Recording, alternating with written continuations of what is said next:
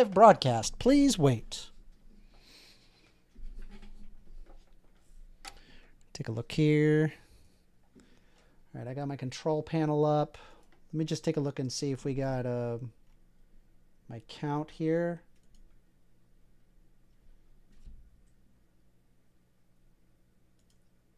Why does it say it's waiting? It should be working. Hold on. Is it not streaming? It should be.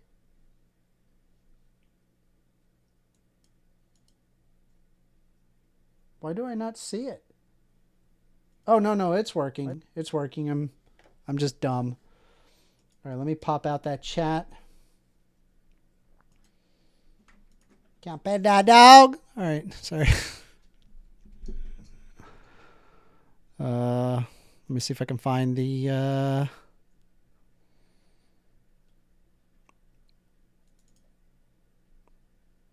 that's the pop-out chat. There it is. All right. Then we're just going to hit testing.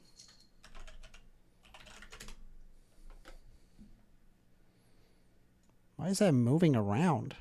It's weird.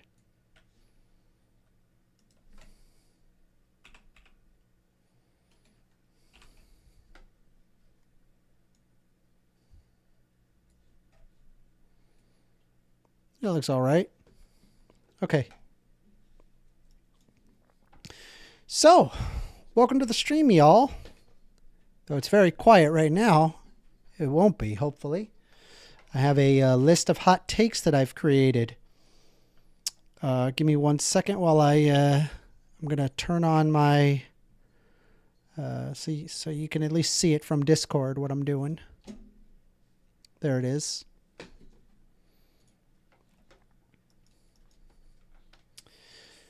So we're just going to wait a little bit. We're going to see if we can get some people coming in to take a look. I'm going to go ahead and list my current hot takes list for anybody who is not aware of my hot takes. If there's something that you disagree with on my hot takes list, feel free to read through it. Let me know what you think. And just raise your hand and I'll bring you right up. As of for now, though, I'm going to be doing some borrows runs. So right now we're doing Ahrim. So we're just going to hit search here. And we are not doing Ahrim. He is underneath the pit in the crypt. So now we got to go to Varric.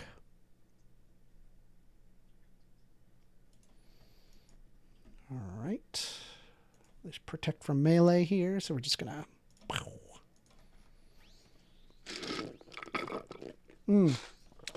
I had a good day today.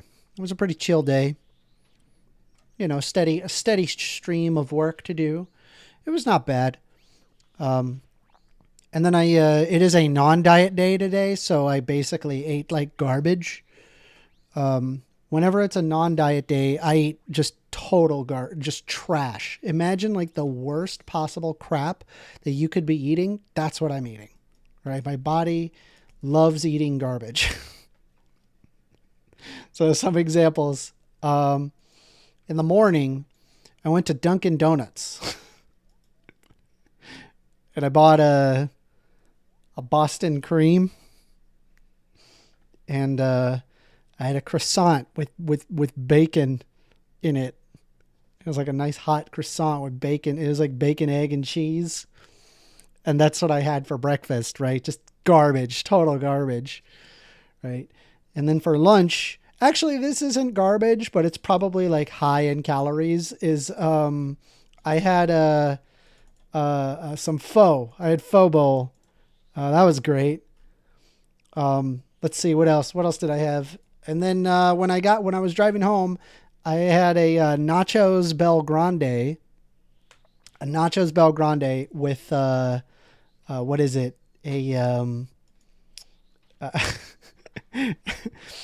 With what's it called? The spicy potato soft taco. I love the spicy potato soft taco. It's so good. It is so good.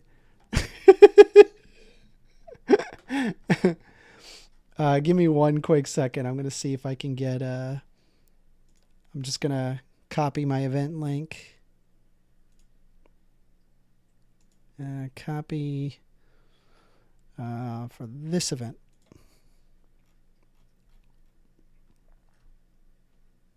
All right, let's take it here. I'm just gonna taking debates live. There we go. There's one. Taking.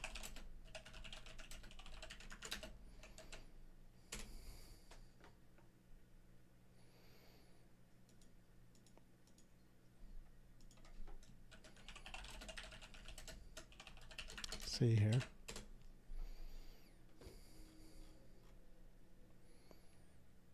There we go. Okay, and I got my copy pasted hot takes list.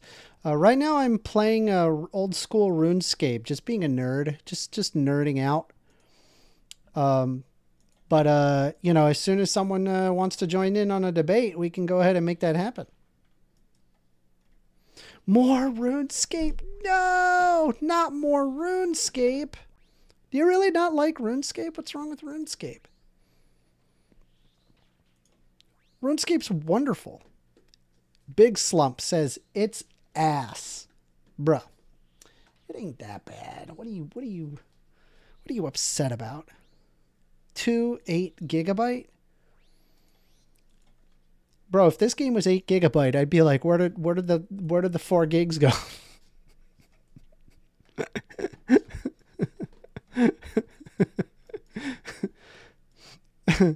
No, it's a fun game. The 90s called. They want their game back. Bro, there's so many people playing old school RuneScape right now. It's not even funny. But hey, you know, I mean, you know, you can distract them off if you come at them with, you know, if you take a look, here's my hot takes list. If you disagree with any of those takes and you want to debate about it, raise your hand. Come on right up. I got my hot takes list right here. You wanna debate about it? Let's do it. We will have the debate. Play a real man's game like Quake. All right, looks like Irma would like to speak. So we're going to go ahead and bring in Irma. Welcome, Irma, to the stream. I was muted. Hello, Mender. How you doing, I did Irma? go through, I went through your whole hot take list today, and there were a few that I like that you added and quantified to your pulling yourself up by your bootstraps. It is still, I just still, so we all know that it was based off an ironic thing, but, you know, English language is filled with idioms, and so... So when you say the ironic pull doesn't yourself, matter. okay, so what she is referring to is the pull yourself up by your bootstraps is fundamentally a good idea.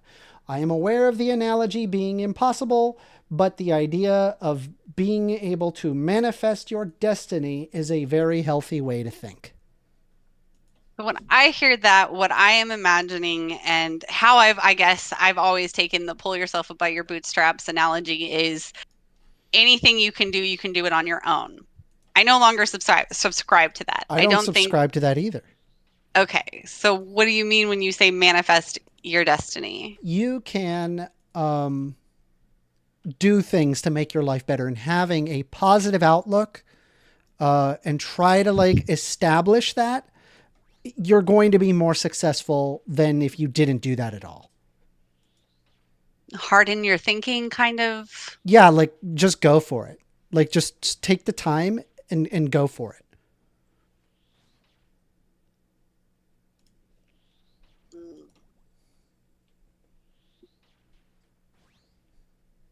I just don't see how that's the pull yourself up by your bootstraps. Oh, it totally is. Go for it. Yeah. Get up and pull yourself up by your bootstraps and get going. Make a difference. Do something about it. If you got a problem in your life, do something about it. Don't just sit there and be like, oh, woe is me. Society sucks. I can't do anything for myself. Get up and do it. I definitely understand not having a victim mentality, but I don't know that pull yourself up by your bootstraps is the antithesis to that. Again, I think that what it actually is connotating is that you are able to do what you need to do all by yourself. And I just don't know that I agree with that. There No, is, there's people where that's not possible. But I'm saying yeah. having that mentality is a good idea. You should have that kind of mentality. So just putting the pull yourself up by your bootstraps as a mental preparedness, It's but not not really like, mental preparedness. It's live by that. Do that. Try to actually make your life better. Don't just sit there and act like that, the world is against you. hmm, You know what you turn into? Actually, I'm not going to call their name out. It's not cool. They're not here. I'm not whoa. going to do it. Okay. I'll tell All you in right. DMs I on get who I what you're was talking saying. about. I do understand ultimately what you mean by it. I just don't know that I would. I feel like there's way better idioms to say the same thing without saying something so ironically dumb. But It is not dumb. I don't think oh, it's it is. dumb. It's Okay. not dumb. Why do you think it's dumb? Because it was always meant. The whole thing started as this like absurd thing that you actually cannot do because you cannot pull yourself up I by your get it. bootstraps. I get it. So it was supposed to be this like way of saying that's something you cannot do. It's an impossible Yeah. task. And Yeah. Well, now we use it as this like, well, do this impossible task. yeah. And Well, I'm well, like, I'm taking it back. I'm taking it back. I'm All taking it right. back. It's mine now. Okay. I am taking that speech and I am making it my own. It is You and the fundamentally a rest of good the idea. right wing Do the thing. party. I'm not even right leaning. I don't I'm care. a fucking They're the ones Democrat. that I use am it. literally just a Democrat. I know. Okay. So how is it that my other key points, because there were other ones, I just don't understand how you can stand by these. Lobbying has less impact than we think it does. Yeah. Yeah, absolutely. Then why do when senators retire, do they go into lobbying? Hmm? Oh, I mean, they can make a lot of money by being a lobbyist. They make money by lobbying. They join a super PAC and they make some money. Yeah, And that is because they what know is the the ins and outs. lobbying's what is a lobbying what are they supposed to do? What is the job of a lobbyist? The lobbyist is there to try to convince people, specifically politicians, in voting in favor of a particular legislation that So interests they're the corporation. so they're there to influence decision making, correct? Yes. How is that Well, they're less speaking on impact? behalf of the name of the corporations. Yes. Okay. So public Or people. decision It could be making, just people. however, you know, it seems like what happens, they tend to just, especially with lobbying, they do not give a care about the public, but it becomes about the interest of the few. And that's the problem that I tend to think that it does have an impact Yeah. more than what people Have you ever very, have you ever looked at Open Secrets? no. What is this? What is Open Secrets? Open Is this, Secrets pulls the is able to show you what are the spenders in terms of lobbying efforts. And if you actually look up what lobbying or what lobbyists push for, you'd be surprised how much of it you would actually agree with. A lot of the times it's going to be like it's just serving their particular interest, and it could be something as simple as like, actually a really big one is like a realtors association. Like they just want there to be realtor rights, and it's something that commonly gets legislated against. And so the realtors serve to protect their interests by having a super PAC for it that donates millions of dollars. In fact, more money than pharmaceutical companies, more money than the medical associations. It's crazy. Also, I'll have to take a look into that. you should take a look at how much is actually spent and how they actually spend it. A lot of the times they're doing it for both Republicans and Democrats. They don't really care if it's a Republican or Democrat. They just want to serve their interests. And sometimes their positions, a lot of the time their position is bipartisan. And again, just because the corporation pushes for that thing, that doesn't mean therefore that the people don't want it as well. It's quite often that they align. Sometimes they don't align though, and I'll grant you that. I just don't think it's nearly as influential as people think it is. Okay. I'll have to look into that. Send me the name of that link again. Sure, it is called opensecrets.org. You can look at federal spending. I posted it inside chat. Thank you. Thank you. No problem. All right. What was the next one? That was number 16. Wait, is that all you wanted to Oh, You no. wanted to change the topic? I've still got to learn that. I've got to take a look into so On that I can look into the lobbying. spending. But what I was noticing when I was researching lobbying is there's been a lot of repeals to how spending is actually being done and what can be spent and how on corporations, from corporations into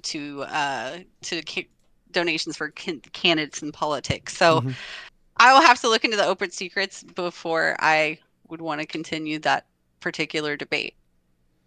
So moving on. The other one I had an issue with is love is a chemical and nothing more. Yeah. No. Why? Because there's a psychological and illogical emotional component to love, and there's a choice. So are you saying that there's like this emergent property of the chemical? Explain that in simpler terms. Okay. How? So there's like the chemical itself, right, that we're talking about. And by induction of this chemical into your brain causes you to feel a specific way, which is what you're referring to, the emergent property. Oh, I believe love comes from like the initial chemistry attraction of, the serotonin and all of that. But I think at some point love does grow beyond that. What are you saying that there's something different? I don't think the chemicals, like we know that David really, really wants to speak right now. Who? I'll invite David. Hold on. Sorry. Oh God. Hello, David. Jesus. Hey, David. chemical and electrical are two different things. All right, that's all I gotta say. That's all. That was it. That was it. You literally were spamming, trying to request to speak just for that. Yeah, neurons. Bro, you are killing me. They send and receive both chemical and electrical signals. All right. Love exists in the electrical domain as well. Okay. That's it. All right. Ooh. Thank you for making my argument for me, David. You're welcome. So are you saying that like you're just going to attribute the rather than looking at emergent properties, you're going to derive it down into electrical properties and not chemical? And that's the defeater? Uh-huh. Not you, David. Well, Yeah, sorry, Irma. I'm asking Irma. Yeah. Well, like the psychological he's is joining. composed of the electrical, right? And the chemical. Yeah. Well, So it's more than just the chemical. I mean, if you remove that chemical, would you have the electrical that results in said love? I don't think so.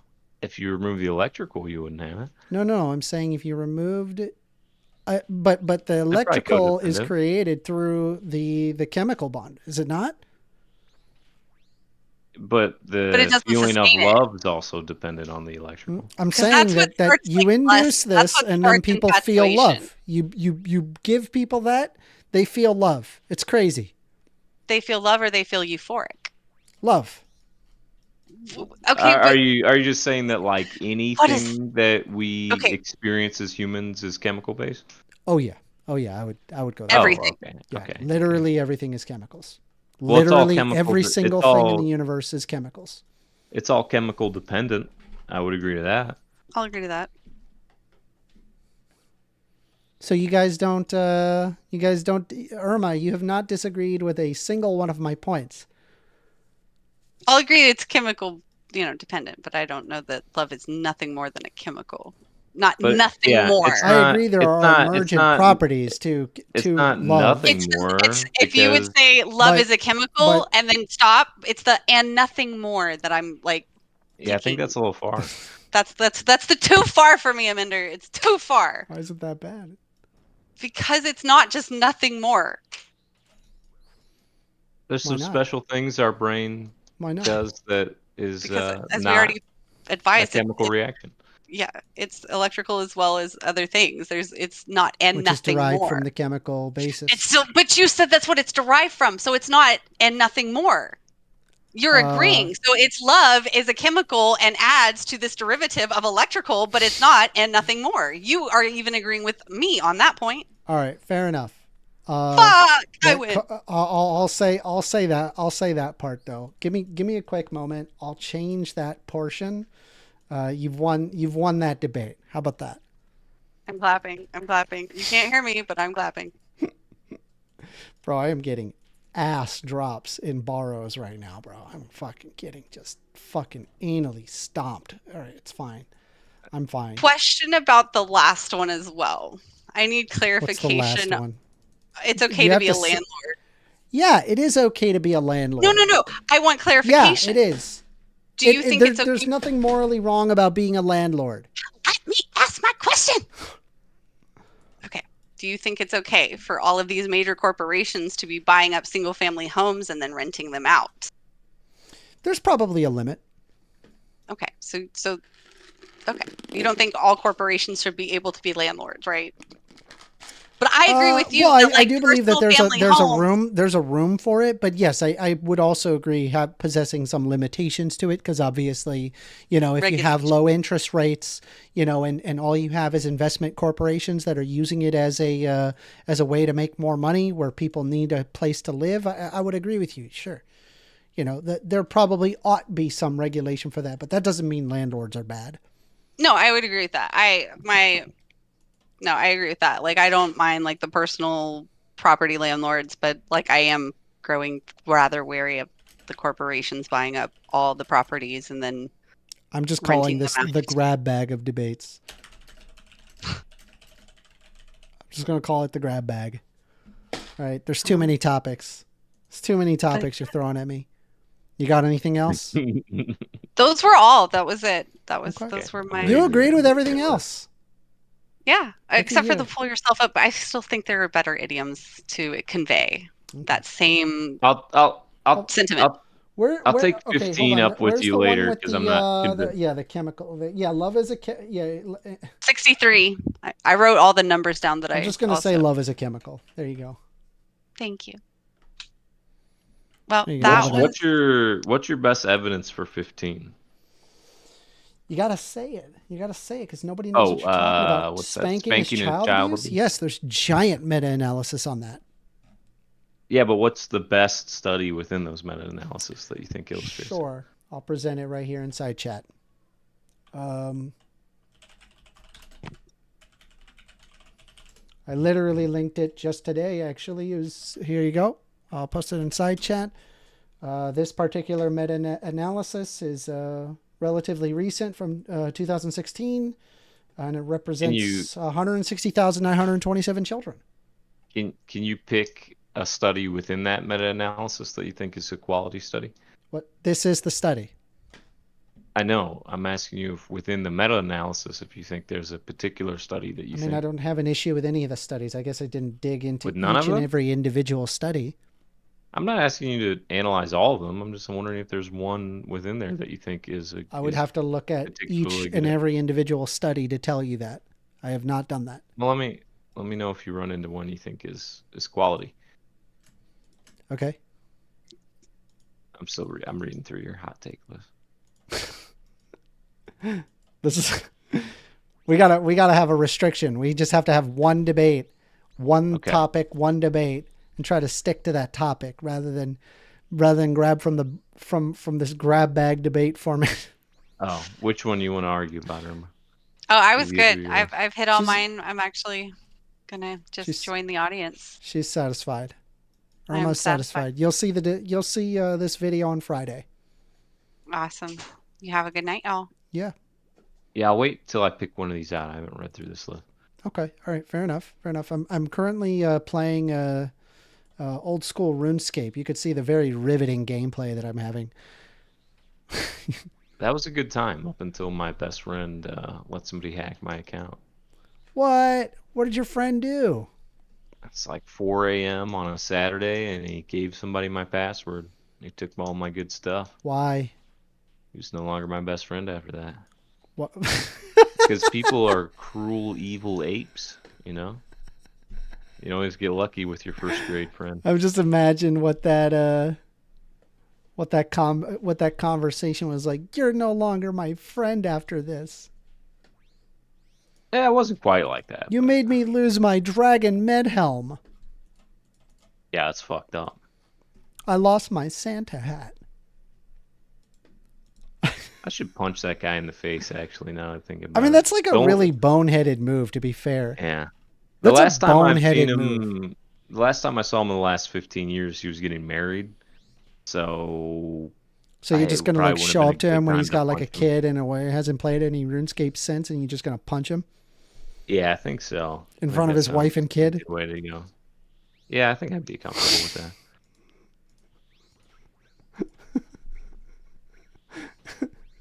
I think he'd know, you know. Yeah. He'd understand that he had deserved it. You made me lose my Halloween mask, you loser. And then you fucking just fucking wail on him. I mean, at least once. You just fucking slam him into the ground. You wouldn't? No. Come on.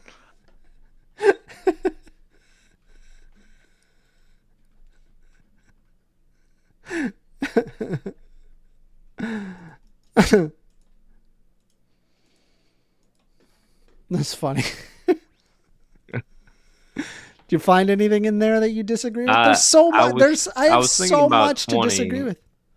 Objective morality is false. I mean, Yeah, it I is kind false. of agree with that, except for once someone states an objective or a goal, then I think it's I like, don't think you know what objective morality is if you think that that's a defeater for it. well, I don't think it is. I think it becomes objective once a goal is stated, What does objective mean to you? like fixed, like the Hmm. behaviors have a relationship with reality No, that that produces is a not what particular objective outcome. is. Oh, well, what does it mean? The best way that I've been able to describe it is imagine it is something that is independent of human interpretation. It is the way it is. One of the best sniff Right, it tests is that the you way it can is, yeah. do, one of the best sniff tests that you can perform is all you have to do is ask, can that be measured? And so if you're talking about a thing that can be measured, for example, the diameter of Jupiter, Mhm. that's objective. Right. It is Yeah. independent of a so. human Right. being able to analyze it. Right. So I think morality works that way once you state a goal. No. Why not? I mean, you're saying that you want to do this objective moral framework, but the question is, why would you do that? Because you said so? Was that No, I'm the saying that basis? like once a person identifies something they want to achieve, like the behavior's relationship with that goal is objective. The behavior's relationship with that goal is objective. We're not talking about accomplishing something. Right, that's what I'm saying. Like, so if I would agree with you up until a person sets a goal, and then I think if you have a hierarchy of morality or values, that like once you set something at the top of it, all of the like say behaviors that you accept or reject that you think have a relationship with that goal, that relationship becomes objective.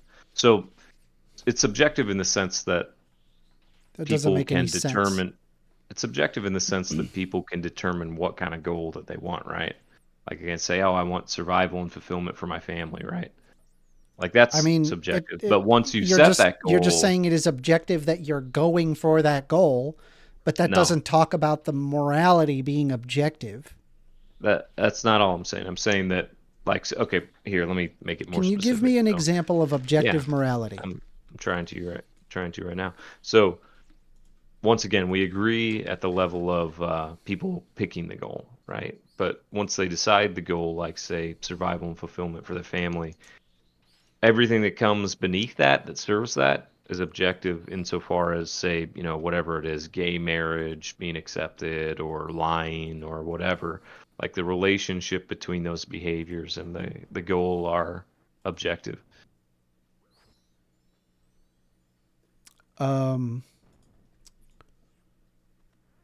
So, what particular rule are you saying is an objective moral? What particular what? What particular rule would you say is an objective moral? Just So give me one I'm example. not giving you an example of an objective rule. I'm saying that the relationship between any particular rule that someone picks and what they're trying to achieve is like deterministic. That you're just talking about the choosing of that rule. So I'm saying, like, say that you think that there should, say you think you should never lie, right? Uh, as some kind of moral value. Like the relationship between said moral value and something that you're trying to achieve, I think is deterministic and objective. Like Yeah, it's you're pursuing that goal, and then it is the pursuance of that goal that's what's objective. But that's not that's not a moral no, framework. no, no. What I'm saying is that like that whether it's correct or incorrect relative to the goal, like whether it moves toward the goal or not, that's not up to you. It's up to forces and information outside of your control that determines whether that behavior is leading towards that goal or not. Uh, but then what is your goal framework based off of? Something What, subjective. like, yeah, so it's subjective. That's what I'm saying. That's what I'm saying. I'm talking It's all about subjective. purely beneath the subjectivity, right? I'm talking about once you set the goal, those morals are now not subjective. So if somebody tells me, "Oh yeah, I want like, you I mean, I know, guess you can a good," measure, like, particularly, like how much crime was done in the city of Seattle, right? That number would be an objective number. But like as to right? whether or not you care there being more or less crime is independent of an objectivity that is a subjective measure.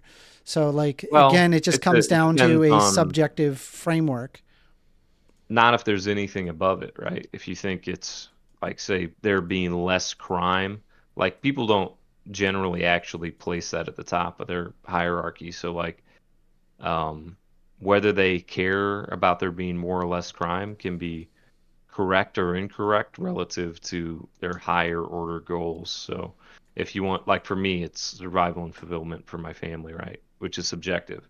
But anything beneath that, like whether there should be more or less crime, or like how I feel about more or less crime, that can be wrong and right relative to that goal. Um, yeah, I mean that just means that that it's only subjective morals. You've just kind of showed to me that it's all subjective. I I don't think that that's how I approach it though. Like I would say the majority is objective and the minority is subjective. Like you have to designate something subjective. But as far as like the conversations that people typically have as to whether a certain behavior is moral or immoral, I think there's a lot of productive ground to be discussed as to whether someone should or shouldn't be participating in a certain behavior. I can just approach those conversations based on what things they want to achieve in life, which is subjective. Yeah. But I'm just saying the behaviors are almost never subjective as far as whether they should be participating in them or not, because the behaviors themselves are almost never the same thing as that higher order goal. Okay. I don't know if that doesn't disagree with what you're saying. Then There's I nothing agree. incongruent with what I'm thinking here, and it just ultimately leads to a subjective moral system. It's all subjective morality. I guess I don't. Again, though, I don't think it. I think that's the minority because I think most people want the same stuff. I find very few people that have other goals in their system when you dig into it that aren't like, say, like the survival and fulfillment of your family, right? Almost everyone puts that very close to the top. So like when we're talking about a What moral about somebody system, that's been abused by their family? I'm not saying there aren't exceptions. I'm just saying like 99, 98% of people are on board with that I mean, goal. that's So kind of when my it point, comes though. to It's like it's up to a person's individual interpretation, which would make it subjective. most of it isn't though. It's like Yes, it is. Even if it's no, it's not. 99.9%, it would still be technically subjective because it is up to an individual's interpretation to make that determination for themselves. In almost all cases, it isn't up to their interpretation. In Yes, it almost all is. cases, okay, so in almost all cases, they have a higher order goal, right? And in almost all cases, the behaviors that they select that they think result in that goal have inconsistencies and incorrectness within them. So it doesn't matter who you're talking to. Um, Again, I'm not excluding the subjective component, but the majority of the conversations, in my opinion, have to do with the objective. Like, what behaviors are you participating in, and like how do those behaviors move you toward or away from the goals that you have? So yeah, once again, I'm not excluding the subjective, but I'm just saying almost all the conversations that have to do with it definitely include an objective relationship between that behavior and the goals that the person has. Um, you are not saying anything that is showing to me that there's this objective morality. Well, what I'm saying is that like those moral systems and the behaviors that people assign to them, that people adopt, like you can go to people and say, "Nah, like that behavior is objectively incorrect if you're trying to achieve that goal." That's all I'm trying to say. Sure, yeah, there's like a measurable component to that, though. Which is the majority of the conversation.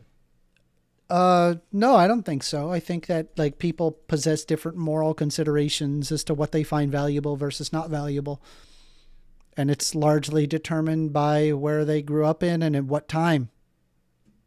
I don't think it is. I think it's pretty uniform across Some humanity. some things are uniform.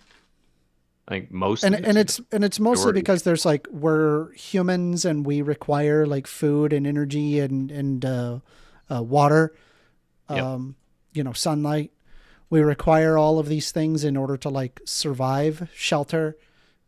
We live in kind of like this Euclidean world where like things have to go from point A to point B in order to satisfy those desires. And so the answer is that like there seems to be an underlying objective framework that every human has to abide by. And so we end up coming to similar conclusions of solving those very real problems.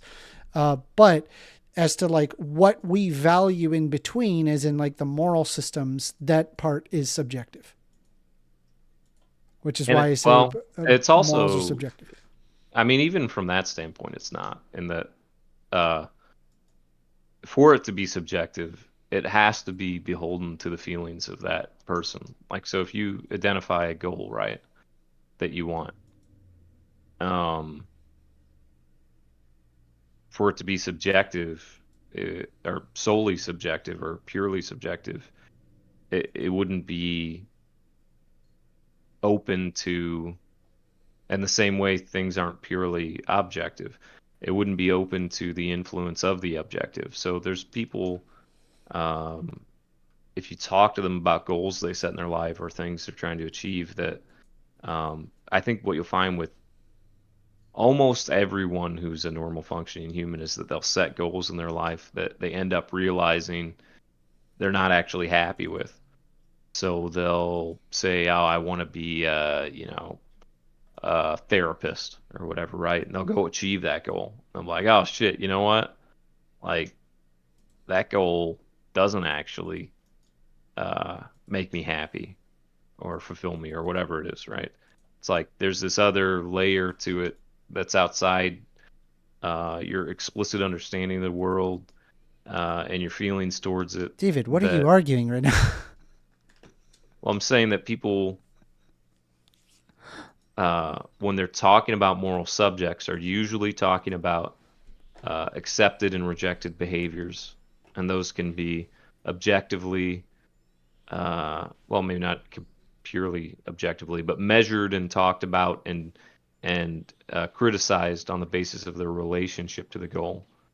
And then I'm also saying those subjective goals, like it's not as simple as, oh, I just prefer this, right? It's like, oh, I think I prefer this, but it ends up I don't. And that's happens to almost everyone. So there's an objective reality underlying both sides of that coin, of the goal setting and the relationship of behaviors to goals, that you don't have explicit control of. David, I got to tell you that doesn't make any sense to me. How's that? Well, it was like I didn't understand it at all. Okay, so It what's a moral completely system flew to over you? my head. What's a moral system to you? A moral system? Yeah, just describe a simple moral system. Rules that people uphold, that we attempt to achieve a better life with, to maintain us being a social species. I think the social species is a little specific. Oh, but okay, that could be a certain example, right? So what I'm saying is there's an objective layer to both sides of that coin, in that, like, one, the goal could be wrong, and two, Well, the wrong to you. behaviors. No, to you, No, to the to person you. setting the. No, to you. Well, like take for example, right? You've got a person, and like let's say you're in like an extremist part of the Middle East, and they say we Uh-huh. want Sharia law, and everybody wants Sharia law, and it's like, to us, that's wrong. We don't want that, right? But to them, that's not wrong. Yeah, that's exactly what I'm saying. They can be completely wrong about it. Okay, but that's what I'm saying though. It's subjective. It's up to a human's interpretation to determine whether or not No, it that isn't. is right or wrong. It's not up to human Yes, interpretation. it is. It isn't, and the reason Yes, why it it isn't is. is because the reason that it isn't is because they end Do up you being think your wrong, morals right? would be the same if you grew up in a different time and place? I'm not saying that. What I'm saying is that their goals can be wrong according to them, and that's what happens to everyone. People, what they do is they set goals in their life, they achieve those goals, and then they realize, oh wait, this goal wasn't all that great. Where does that come from, right? It doesn't come from Yeah, their well, they look at interpretation, because some sort of their outcome interpretation. and determine that. There's like an Yeah, outcome that they observe that they don't like the outcome of, and so they but like again, even right. like there's the empirical like objective reality that they can observe, and then there's going to be like the subjective moral interpretation that they espouse that they think will get them that goal. But this is nonetheless still subjective. It's all subjective. But it's also objective in that No, those feelings, right? no, You the have a underlying person, you thing have a is one second. You have a person who interprets a certain goal as good, right? They achieve the goal, and then they're like, "Oh shit, this isn't good," right? Where does that come from? It comes from objectivity. It comes from the underlying reality. That doesn't come. It's not like it's not independently but that's within their own still up to mind. a They're like, "Oh, person's you." human interpretation. That's still subjective. So what? Because What there's going to be cues? people that are What? going to see What? the results and be like, wait, I'm fine with this. Yeah, but what cues someone to say they're not fine with it? Hmm? They look at something that they don't like. Where does that come from? The objective world around them. Right. But then you're just saying that there's an objective world, not that there is subjective morality.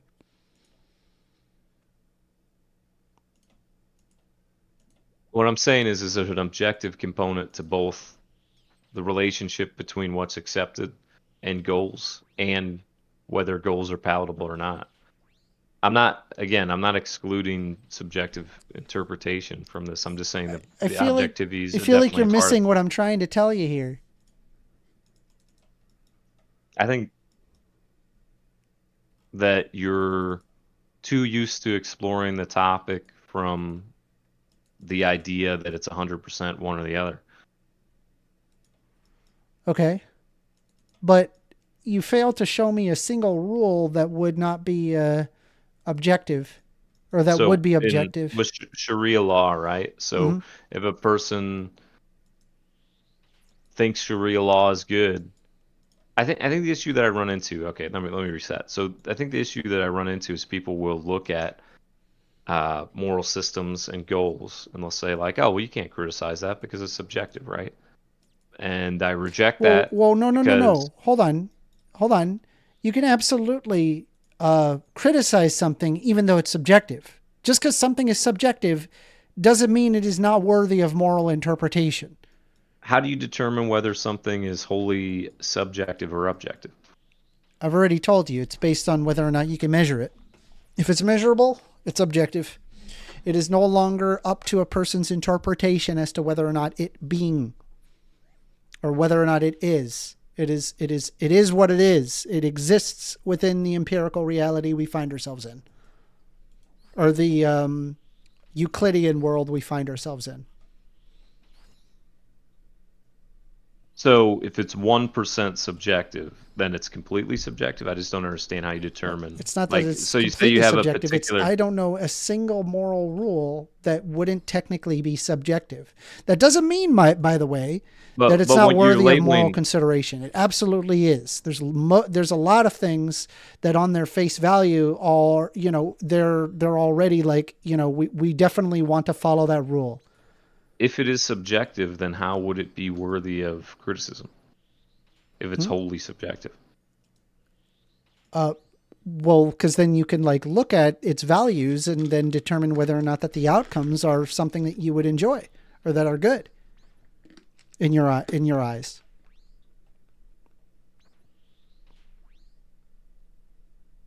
And by the way, right, like a collection of people, a collection of people are going to end up, scrutinizing your position.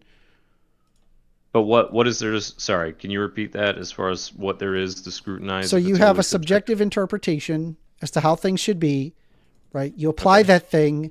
Other people around you end up scrutinizing based on the results. Let's assuming you get what you want.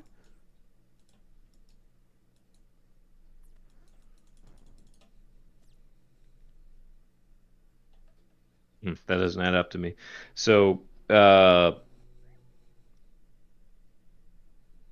gonna have to dive back into that part of it. So say something's composed of objective and subjective components. What is the ratio that it has to have before it becomes one or the other? Hold on a sec. Can you repeat that? Say some concept or whatever is comprised of objective and subjective components. What ratio does it have to have before you determine whether it's subjective or objective? I've already explained to you what objectivity is. It's not a ratio. On what? So describe again on what ground. Describe on what grounds. Of human observation. Right. A good sniff test is whether or not it is measurable. Great. Well, give me an example of something that you would consider to be a moral that you could criticize. A moral that I could criticize? Mm-hmm. Believing in Christianity. Yeah, the entire moral system is a freaking giant pile of garbage. I don't like it. It's bad. Okay, and where does your grounds for criticizing it come from? Based off of the objective framework around it. The external sense stimulus shows me that people's lives get worse. What if people don't value the external sense stimulus? That's correct. They don't. They don't care if it makes their life worse. They will believe because it makes their fifis good. What's your grounds for criticizing that? Well, it changes. I mean, are you asking why, or are you asking what are my groundwork? Your grounds for criticizing that they don't care about the physical evidence? It would be my axioms. Okay. But they don't care about your axioms. I know. So what's your grounds for criticizing it? Do you want to know the You don't care about axioms? your axioms. You just- No, I'm saying why are your axioms important to them? well, I think it leads to better outcomes. I think people live better lives if you live under my axioms. Yeah, but they think that if they live by their axioms and you live by your axioms, you'll go to hell and they'll go to heaven and their Yeah, I get eternal it. soul. Don't worry, I get it. I don't think any of that is real, but okay. I don't think it is either. So what's your point? I mean, it's just like another matter of subjective morality. Well, I would criticize them based on which behaviors they accept and reject, and I would also criticize them based Well, on yeah, which goals they basis of set, what? You're asking depending what's on the grounding? because objective reality disagrees with what they've picked, in my opinion. So when it comes to Wait. particular Disagrees in how so? What objective reality are you observing that causes you to go Christianity is bad? the results of those behaviors and the results of those goals. Okay, so like, what would be like an example of a result of something that you don't like? So in the case of a behavior, it would be, say, rejecting, say you have a high school and you say it's in a southern state and they adopt some kind of behavior like they want to teach abstinence. They want to teach any sex education, nothing about how to have safe sex or anything, right? Hmm. So at the level of a behavior, I would say, well, that's not going to result in what you want, right? Like you Yeah, want it's going to make less life teens worse for pregnant, people. so therefore it's stupid and it's a bad Okay. behavior to accept. Well, to them, And they then in feel like that, it would work, right? They just have some but it, feelings that but it'll it, work. but I think I because of see what you're saying, though. Like, because of objective reality, it doesn't though. yeah, I'll grant you that. That there's like some but you're looking at it from a consequentialist point of view, and they're looking at it from a different point of view, from just consequentialism, which is fine. I'm just saying that it still comes down to a subjective interpretation, even though that you're able to look at it from a consequentialist point. And I agree with you on your consequentialism. Well, in that example, I'm criticizing the relationship of the behavior and the goal, which I think is valid. I think they wrongly believe that it'll result. They want less teen pregnancy, but they're getting more. So I'm Yep. criticizing on that basis. But then Well, no. in But regard they to should be punished for having. The baby is proper retribution for having sex, you harlot. well, they don't think that they don't. Yeah, think they they're gonna end do. up with more They pregnancies. do You think think they're gonna? that. You think They you think they that. think they're gonna They. end up with more pregnancies? Oh no, they don't. No, they're No, that's what I'm saying. no. Well, maybe some But of no, them yeah, do. but I yeah, don't think once they they are care. pregnant, They're like, yeah, good, once more they, Christians more children to indoctrinate. It's I fucking think creepy, dude. It's I so think you were on the point with as far as like once they do become pregnant, I think they're like, oh well, that's your just desserts, yeah, for being a little dude, poor it's or whatever. so gross. But It's but so then gross. so It's like the like in that grossest thing ever. in that instance, I'm criticizing the relationship of the behavior with the goal, but I'd also criticize the goals too. I think like well, yeah, say with the Christians again, right? They'll be like, oh well, like I want say oh I want to arrive at a state where I have a wife and she is subservient and this that the other, right? They fit the biblical description, right? I would also criticize it from that standpoint, in that like, well, you think you're going to enjoy that state, but I don't think you are going to enjoy that state. I think you're going to be like tyrannizing your wife, and as nice as that sounds to you, I think it's going to lead to like both of you being Mhm. less happy than if you went toward a different goal. And I think there's like objective results of such goals that could be measured, where you could criticize like, oh yeah, humans aren't actually happy in that state. So I think that really, I mean, I think if I go beyond that, it's probably just running in circles. But I'm not saying there's no subjective components to it, but I think people neglect the objective components of it in insofar as you can criticize both sides of that based on the results and people's interpretations being incorrect about what the results of both the acceptance of behaviors and the setting of certain goals is. Okay. You got anything else for me, David? I don't know. I'll give you the last word. You can bring somebody else, and I can read some more. I only made it to, what was that level? I'll call it level 20. Level 20 what? It's 20 on your list. All right. Well, we'll talk later then, David. Thank you. All right. I don't know how to go to the audience, so you can Yeah, I got you deject. covered. All right, so that's a 55, 52. Okay, we're going to bring our next person. They've been waiting quite a bit of time. We've got the Liberal Destroyer. All right, I'm going to assume the Liberal Destroyer that you'll be. I'm going to assume the Liberal Destroyer you will be behaving in good faith here, right? Yeah, You're going to the be a name's nice mostly guy, a joke. and you're not going to talk over the whole time. But let's hear out your position. Have you had a chance to look at my hot takes list? No, yeah, I was just listening to your talk with Dave, and I was wondering where you got your axioms from, because you said you can like scrutinize other moral systems, and then you referenced that you had some axioms of which you do this. So I was wondering where those axioms actually came from. Yes. So my axioms, they come from me, but it comes from a steady studying the world that we find ourselves in, and observing less human suffering, and people being able to live their lives as they see fit, and more people being able to fulfill what I call their own level of Maslow's hierarchy of needs.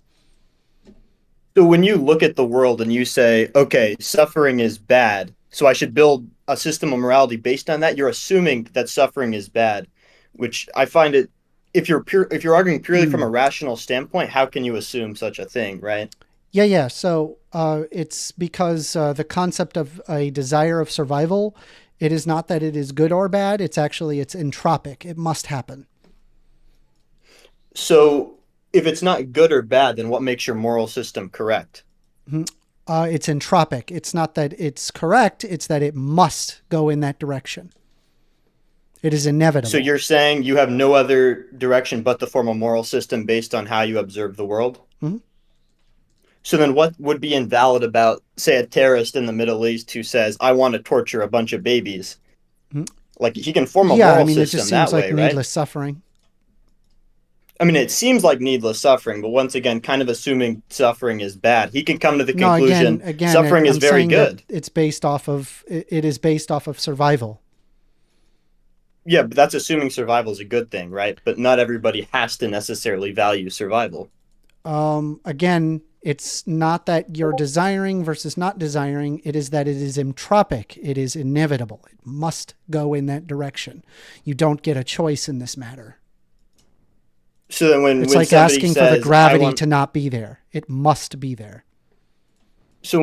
but that's not necessarily the case. We see many It is the civilizations or groups of people who will go against the idea that survival is good, and they'll say, okay, well, we could just torture a bunch of people because you know what, that's just a good thing to do right now.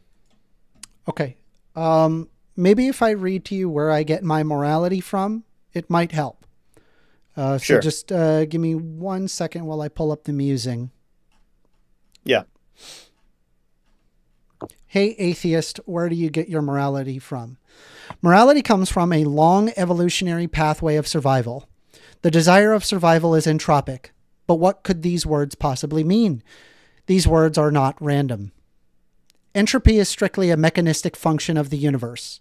All matter results in one form of entropy or another, which is including all living organisms. Entropy, to place it in an understandable term, is where things go from a finite higher energy state into a lower energy state of less interaction into chaos. Think about a hot cup of coffee. Should the hot cup of coffee be in the middle of the room, eventually the cup of coffee will exude its energy out from the coffee and out into the room. The result is the coffee now matches the temperature of the room, and the room becomes slightly hotter. The energy is now spread out and can no longer interact. All organisms operate with this universal principle. Think if I took a single-celled eukaryote, as in possessing a cell wall, a nucleus, mitochondria, a cilia, little hairs that provide locomotion, and put a hot poker beside it. The hot poker exudes out energy from the hot poker through entropy. The energy touches the cell wall of the eukaryote and then mechanistically begins binding to the chemicals of the cell walls, cascading into a series of proteins that excites the motors of the cilia, causing the eukaryote to swim away. The eukaryote, as a result, never thought about survival. It has no brain to perceive or desire survival. It never felt that it would die and that it should run away. It simply runs entirely out of mechanistic notions. I do not believe humans are much different, though. Our form of survival, however, is more complex due to the fact that we are a social species. This would be just thinking of us like the eukaryote, but with extra steps. We propagate survival by being a social species. This means we mechanistically attempt to work together, and we mechanistically desire survival. Indeed, even the suicidal person flinches when you swing your fist at them. Survival is entropic. It must happen independent of our desire for it to happen. Our understanding of morality, while subjective, is predicated on a desire of survival, which is chemically determined. Therefore, we create moral understanding off of survival, and that which does not propagate the survival or serves to destroy it is quote-unquote wrong, entirely off of mechanistic means. There you go. So the point here is that I agree that it's a natural order for organisms to, I don't know, accept these kind of things, or it's entropic for, I don't know, death of a species to be bad. But once again, that's not to say that the death of a species is good or bad. So you can say, okay, terrorism defies our entropic, whatever, necessity, but that's not to say it's actually good or bad, just that it goes against this core principle of evolution. It's not it's a core principle of evolution. It's that there's a level of entropy that is happening when it comes to survival. In fact, it's quite often that you'll have a tribalistic notion, like what you're talking about with, like, you know, the extremist who is holding hostage a series of people. This is likely people who are outside of their tribe, and so they are desiring to survive. So while they come up with a completely different notion of what they would consider to be surviving, it still is effectively, you know, stemmed off of a concept of survival. But I still don't understand how that shows that survival is good. Like, it shows humans must survive, or that it's human nature to want to survive.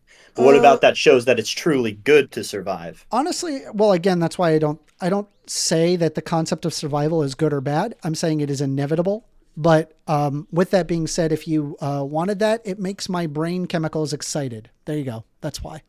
Okay, so it's also yours too. So to some extent, it's how you feel, is what you're saying. I feel this way, so that's what I base my morals off of. Yep. Okay, so then is there anything wrong with terrorism other than how you feel? No, of course, there's lots of things wrong with terrorism. You're making life worse. You're causing people to die for no reason. Again, that's off of the basis of atavisms that don't actually have any empirical reality behind them. Right, but you're assuming once again that survival is, or suffering is bad, right? And I admit that, sure, it goes against whatever entropic nature, but that once again doesn't say anything to the credence of whether it's good or bad. Yeah, I mean, I feel like I've already brought it out plain and center. It is entropic. It must happen. It doesn't matter if it's good or bad. So then it's going to happen not really entirely bad. out of mechanistic notions. No, it is so bad. It's not good or bad. It is bad just in our defies subjective entropic interpretation. Nature. It is bad. Okay, but that once again, then that's just the way you feel your feelings. Yeah, you're the same way. That's not any different for me. That's not different for anybody. Any moral system. It's the same concept. Right. So then I'm saying that if we just purely base our morals on how we feel, how can that be rational in any sense? What do you base your morals on? Say, what? What do you base your morals on? Oh, I think that's kind of irrelevant, but I think there's certain things humans. Okay, so then I'll go into that. I think that there's some things humans kind of have to accept. So, for example, we can't necessarily prove, or I can't prove that you exist. I just accept that you exist. So I think morals are more or less the same way. We accept something and we act. I think they can come from many places. I think people can make up their own morals, which is what we call subjective morality. Where do your morals come from? Not what other people. I'm asking you. I don't know where my morals come from. I have absolutely no idea, but I'm not going to make the claim that morals are subjective, because I I find no other choice than to subscribe to So if objective the morality and morals are say objective, hardline terrorism is wrong. so then if morals are objective, can you give me an example of an objective morality? Sure, I believe in the objective morality that killing innocent people is bad. It's a no-no. Killing innocent people is bad. I mean, in terms of survival, I agree. Yeah, I But mean, I don't believe that that's My objective. point is that, No. well, I can't do anything to prove that For example, this is like they a could have actually have God-ordained done law of the nothing, but that universe. there's like this interpretation that they could do something wrong. So you're I- like that's preemptively kind of- attacking innocent people. I'm just giving the example of something that I find to be wrong, and I'm saying I can't prove to you that there's like a God-ordained like I mean, I'm law just to saying the universe. the fact that but, there can even be an interpretation is telling me that it's subjective, not objective. Do you have another example? well, no, I'm saying you can sure anybody can say something subjective, but my point is that something like that would be irrational. So then No, it's not I irrational. don't know how I'm saying people. that that could arrive entirely out of rational means, but to you and your subjective interpretation, it is irrational.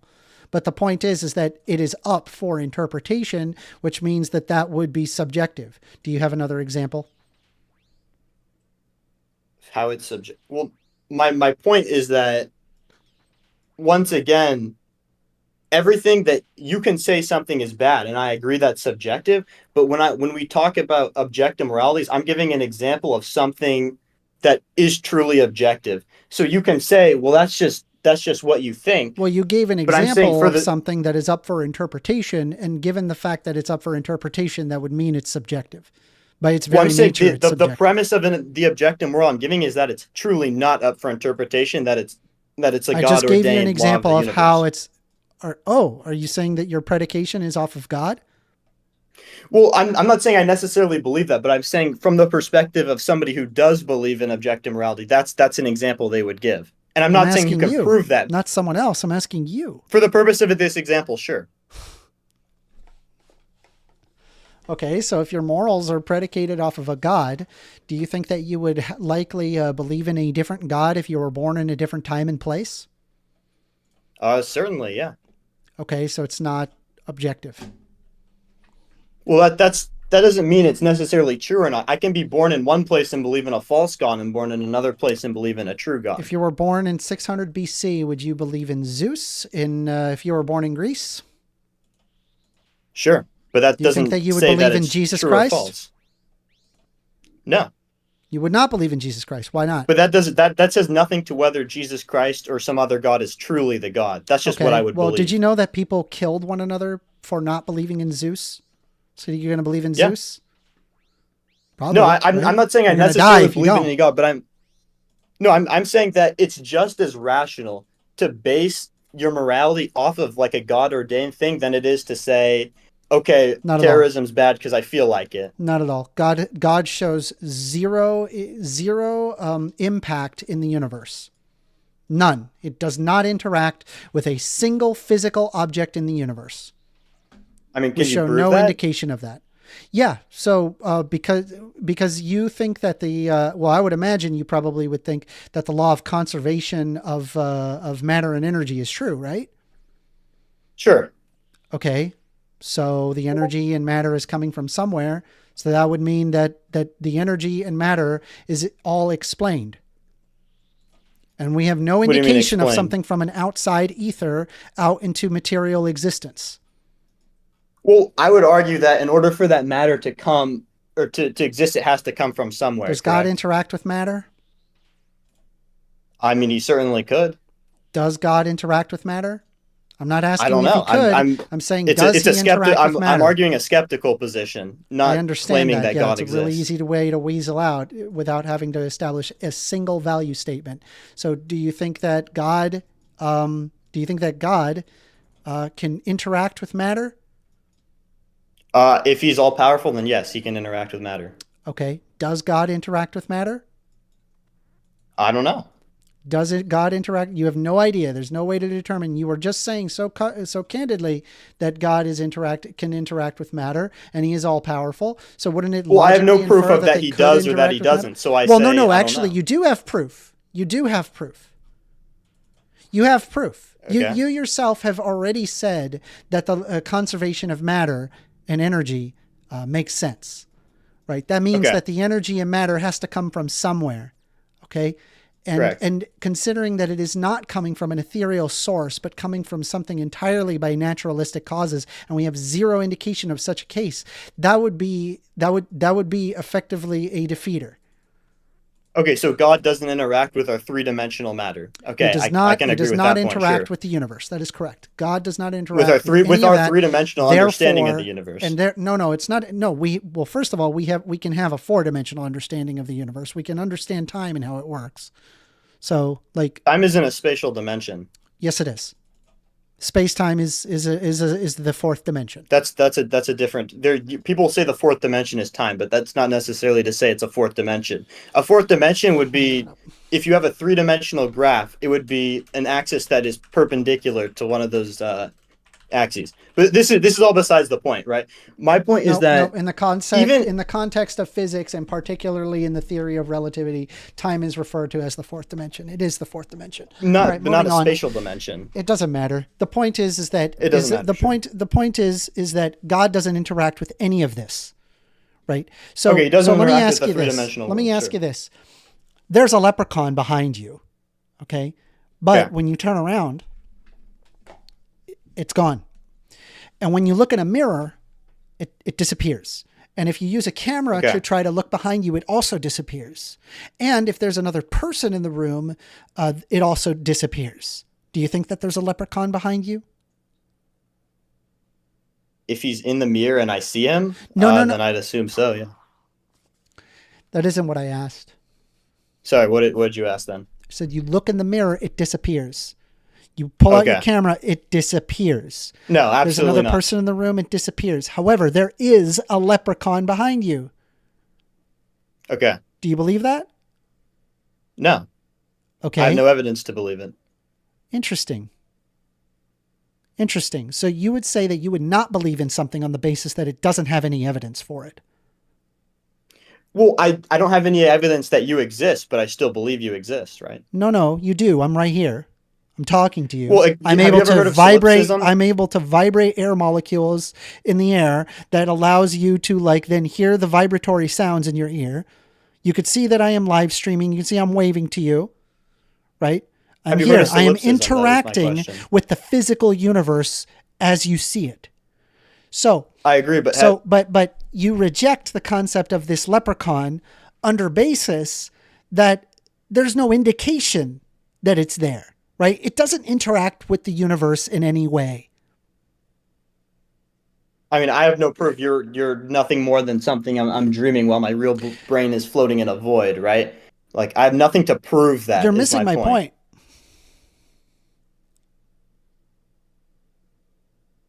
You've already said that what's you your don't point? believe in the leprechaun. Sure. Okay. How is God Yeah. any different? Well, one example, I can explain the creation of the universe from an atheist or from a deist perspective. If I was a deist, I could say, okay, God created our universe and then he fucked off. Or from an atheist perspective, I could say our universe came from a previous universe, hence we started with matter. That previous universe didn't necessarily follow our laws of physics. Well, to be fair, right, our universe right now isn't exactly super friendly to life. Everywhere we look, it's entirely hostile.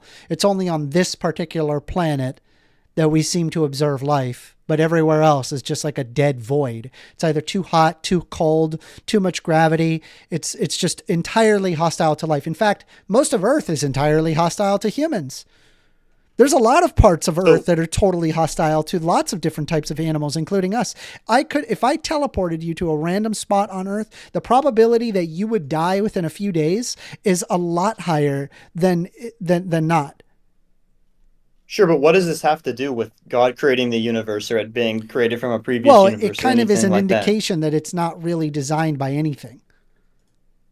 This anthropomorphic entity that you call God. Does it have to sustain humanity to be designed by somebody? Is that you've already understood that the law of conservation and matter hold true, and you also say Sure. that the leprechaun doesn't make any sense under basis that there is no evidence for it, and so therefore, by accepting those premises, you would basically, in order to remain logically consistent, you would have to say God also doesn't exist because it doesn't interact with anything in the universe. I mean, suppose the opposite. Suppose we did have proof of God, Uh-huh. right? And this is going to sound awfully convenient, and this is something that like it's just to show that it could go either way. But if we did have proof of God, then there would be no point in having faith, and God doesn't have a reason to show Himself to us. So I'm just saying you don't have to like. Why not? Why not? What? We're fighting all the time. There's like one group of people over there that believe in like Vishnu, and like they have like this whole karma system. It's really fucking weird. There's like another group of people over there on that island over there where they believe in like lots of little spirits that like hold into rocks and stuff, and like other inanimate objects. There's another one over here where they believe that they'll get like 72 virgins if they if they just follow in that way, and then they can just kill people and have sex with minors. There's a group of people that want to kill that group of people that I was just talking about under the basis of the same exact God, but in a different interpretation of that God. And then there's a group of people that, do you see the problem? Wouldn't it be amazing if God did like show that He's there? You want me to give like a fine-tuning argument? I can give a fine-tuning argument if you want. There is, by the way, no indication that the universe is fine-tuned, and there's also no indication that it could potentially be fine-tuned. Well, I'm saying it's not necessarily either way. The original point of my argument was that maybe maybe we don't have evidence of a God, but there's other things we don't have evidence of, but we still choose to have faith in them. So, for example, if we choose not to believe in a God and we choose not to subscribe to any objective morals, then I find that like a really freaking sad way to live.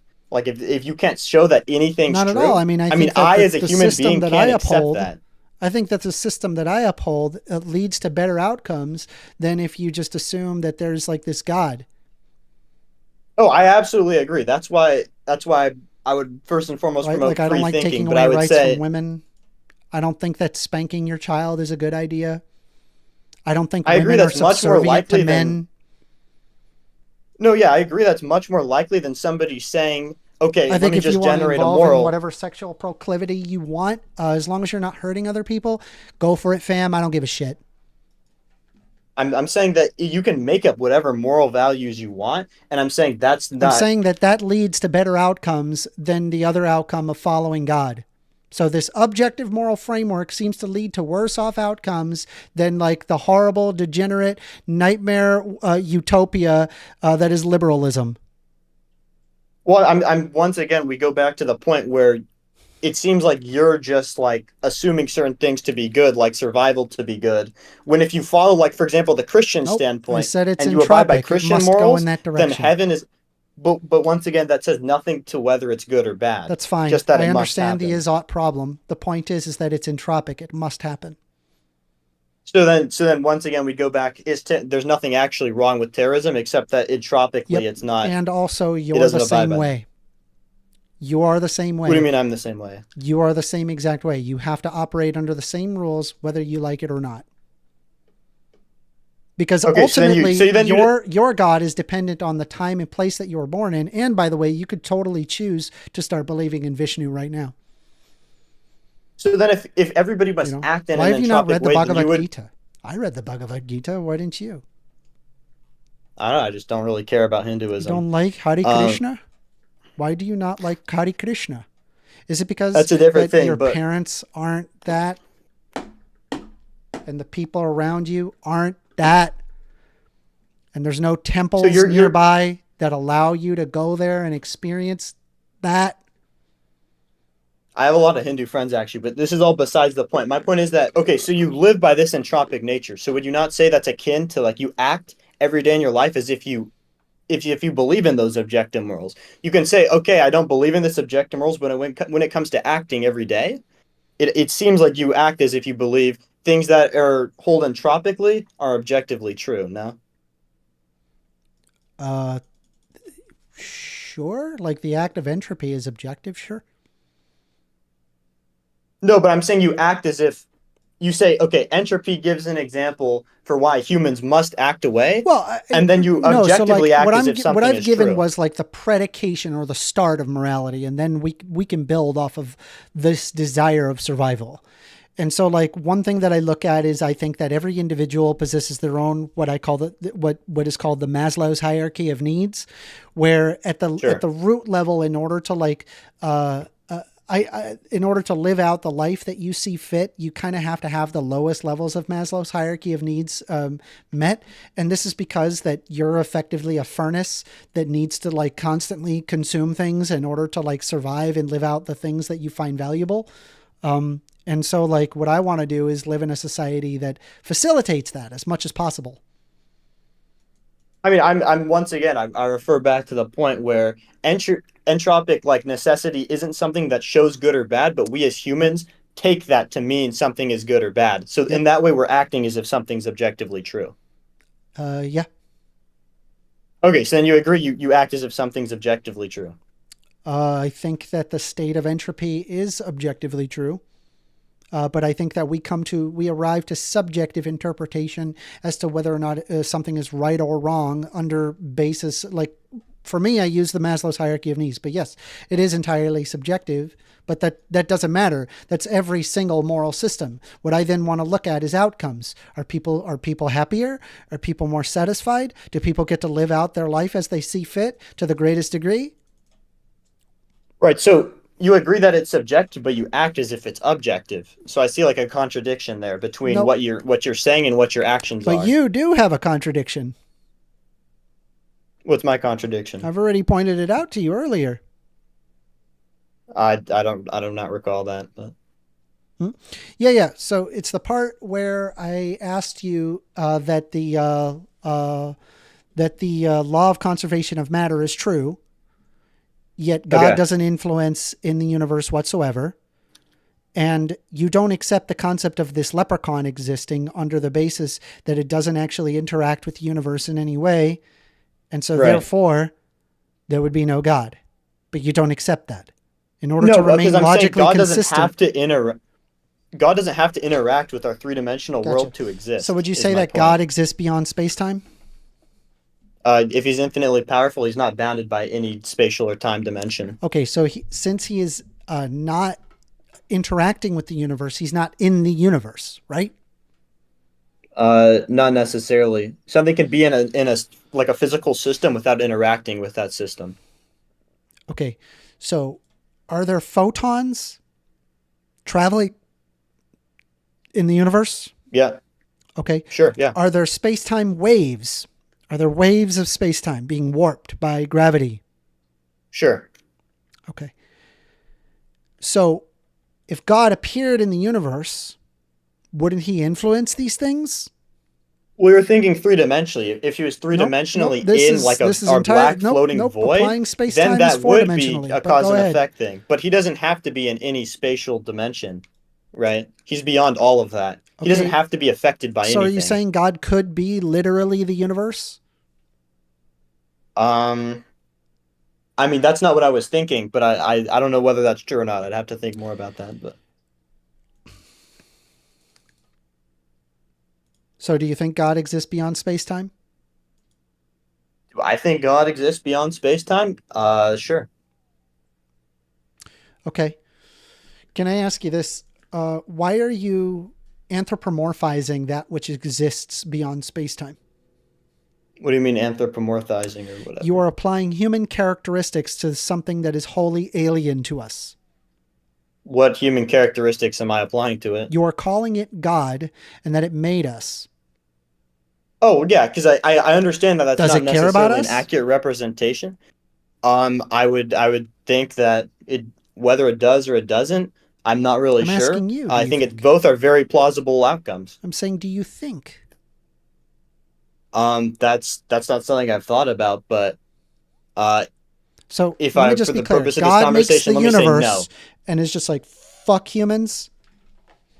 Or I it just don't give a fucks shit off, about that. basically, yeah, And then sure. the second thing is that do you even think it has a mind? Did it design you think it designed the universe, right? I mean, yeah, Right? sure. It fine-tuned it. Okay, that's Sure. a wholly human interpretation, an Right, because we have no anthropomorphization other of that option which is but beyond to space-time. Let me ask you this. Let's say if I held up a rock, we right? I held up a we have rock. no option Hold but on. to apply Hold on. those terms Hold to on. him. Hold on. You're like bulleting points now. We're like going past things. No. I'm gonna drive it back home. All right. I have a rock. Mm-hmm. Would you say that is that a face to you? No, it's a rock. Okay. Let's say, for example, that I put two googly eyes on it, and then I put a smiley face with a permanent marker. Is it a face? Closer. Is it a Closer, face? but no. Okay. But you said closer. Why is it closer? Because it has it's like Plato's forms. We have like an ideal version of a form somewhere, or some Yeah. concept of that, or believe in some concept of Humans that, which has certain are like very certain like essence. But when something has more and more of those like parts, then we say, okay, it's closer. Yeah. So humans are very, very good at anthropomorphizing things. We attribute human characteristics to things that are entirely not human, right? Right. What you're looking at didn't get any closer to a face in reality, because when you think about what a googly eye is just going to be, some plastic, right? That's formed in a specific way to make it look like an eye. And the permanent marker is not a mouth. It's just some ink that's been put on rock, right? It's not a face. But If we you look at a things painting and we there's look a at picture of a patterns. face, you say, no, it's not a face. I'm saying it literally is not a face. That's correct. It's not a face. Okay, sure. It is an Literally not a face, interpretation yeah. of a face. The point is that humans are very good at anthropomorphizing things that are not human or don't establish human characteristics. So, Right. let me ask you this, right? Let's change it up. Let's make it bigger. Yeah. Let's say that there was a mountain, right? It's no longer a rock. Okay. It's a mountain. And I said, the mountain told me to come say hi to you. It's bullshit, right? Is that bullshit? Sure. Why is Yeah. it bullshit? Because we've never observed a mountain to do something like that, and we have no reason to believe otherwise. Yeah, mountains can't talk. Mountains don't have they don't have the anthropomorphism that I'm placing on it that it could talk to me. It doesn't have that. Sure. Okay. All right. So mountains that's out of the question, right? Yeah. Let's make it bigger. The earth, the entirety of earth spoke to me Uh-huh. and it wanted me to say hi to you. Is that bullshit? Sure. Yes. Why is it bullshit? Because we've never observed the Earth to talk, or have no reason to believe that in any capacity. Correct. Okay. Let's make it even bigger. The universe told me to say hi to you. Is that bullshit? Sure. Why is it bullshit? So the universe can't talk. Okay. That which is beyond space-time, God told me to say hi to you. I mean, it's possible. Is that bullshit? I think it's possible Why is that possible? because he's not bound by any restrictions. But you're And we talking know about nothing something beyond space-time. It would possess Sure, no yeah. it is entirely possible it possesses no anthropomorphic qualities whatsoever. It may Right, so possess if- no more consciousness than the rock, than the mountain, than the earth, than the universe. If humans Why are would purely you a attribute physical human body, then that's not. characteristics to something like, by the way, I've given you all things that exist within space-time, right? So you can at least attribute Sure. the fact that you're a carbon-based, right? Which is, that's already very much more human than anything that would be outside space-time. I agree. So why would you attribute human characteristics to something that exists beyond space-time?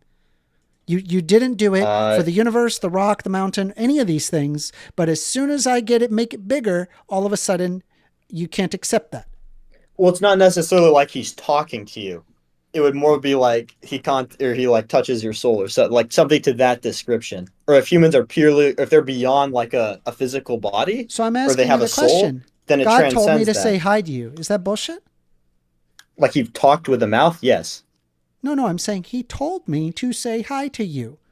Well, what do you mean by told? You can tell something They talked to someone me. or They tell told me something to to anyone. say hi to you.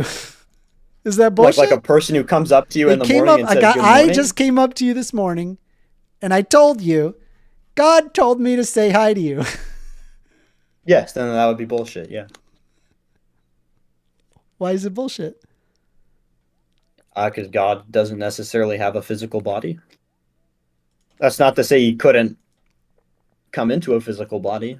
Does God care about humans? I have no reason to believe that he does or doesn't. Did he fine tune the universe? Did he I think it's a design possibility, the but once universe? again, I don't have evidence of something like that. Okay. I think the universe, there's some extremely cool things that happen in our universe, but I don't know the probabilities of any one thing truly happening. So it would be irrational for me to say, yes, he did, or no, he didn't. Yeah. Do you have anything else for me? This was an interesting conversation. No, I just think that when it comes to rationality, believing in something like God isn't necessarily less rational than believing in, for example, your morals or your axioms. It's only about as rational as that leprechaun I talked to you about. What's his rational? Sorry, I think maybe my headphones cut out, but It's only about as rational as that leprechaun I talked to you about. um, I mean, sure, yeah. I mean, we don't really have rationality can't prove too many things. So, Good talk, man. all right, yeah. See ya. All right. Let me just finish up Carl here, and then what was that? 132.21. Hold on. Give me a moment.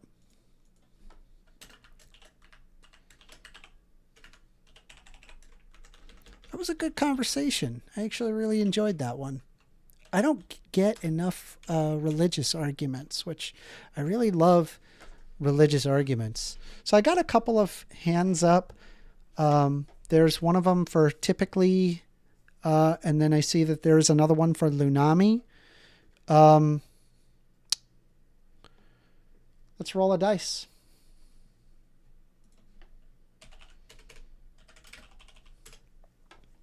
All right, so. All right, Lunami, you're up. Let's see here. Going to invite you to speak. Lunami, you are up. How are you doing? You are currently muted, by the way, Lunami. So you're going to have to. Not anymore. How you doing, Lunami? What's up? I'm doing all right. What do you want to debate? If it's, I mean, I'm fine with anything, but based on what was on that hot take list, that we disagreed on, it seemed to mostly be about socialism and capitalism. Okay. So you want to argue about socialism? Yeah, I don't really, like if you have a certain starting point that you like to start with, like I'm fine with that. I don't have any like formal, like strategy or anything. So Yeah. So, I mean, one thing that I determine as to what socialism is, and then we can discuss that. So capitalism is where you have the private ownership of the means of production. And socialism is the transitionary process that exists between communism and capitalism, where communism is the stateless, moneyless, classless society. And socialism is intended as the, you could say it's the transitionary or not, but it's, from a Marxist point of view, it is the transitionary process where they must remove class, and the way that they do so is transfer the ownership of the means of production from the private ruling class to the working class. Basically, in short, it just means the workers' ownership of the means of production. yeah, I'm fine with that. Okay. I don't necessarily my care if problem it's a is it doesn't transitional state or work. not, but sorry. My problem is it doesn't work. Okay. And you would use like examples like Russia, China, Cuba for that? Sure. All right. Do you think that it just fundamentally can't work, or that it just so happens that every example we have it doesn't work? Could it work? Could it work? No, I don't think it could work. I don't think you can Okay. have I think that there's like certain things that are just like certain industries that are pretty incompatible with a worker ownership model. If at best you would need to have like a mixed system, that would be your best bet. Okay. I wouldn't necessarily be against that. I think that everything that needs to be worker controlled or that should be worker controlled is just stuff that society would require to function, like to keep itself up. And anything else that's not required, so like I don't know, like writing a TV show or something, it's not required for society to function. Do you think that people get it just makes it enjoyment from better. TV shows? Yeah, that's fine. It's just like enjoyment isn't like necessary for humanity to live, right? No. Okay, But so anything I would rather that's ancillary. live a life enjoying things as opposed to Yeah, just I like, agree. I I agree. don't know, I the just think that green, it's the not gray required. drab environment that I've observed from most socialist countries. I don't know what it is. Have you ever noticed that? Like when you look at any like socialist, like even though that they have like, there's like a color photo, I don't know what it is. You look at the sky, it's fucking gray. You look at their buildings, it's fucking gray. I'm looking down at grass that's supposed to be green. It's fucking gray. They've got their fucking cars. It's gray. It's all gray. And I'm just, I just look over at a capitalist nation, color everywhere. What's with that? How did you make the sky gray? How did you do that?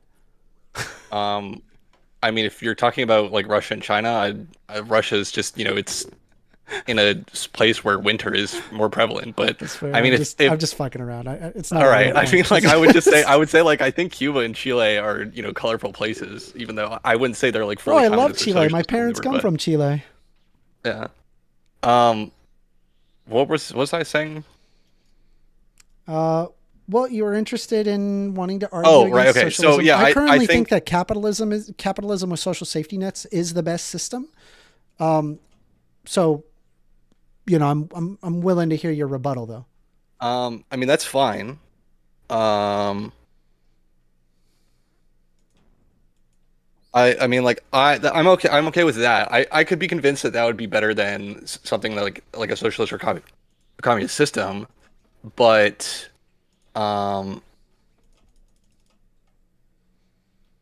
I just okay. Well, I'm gonna go back to what I was saying before. So Okay.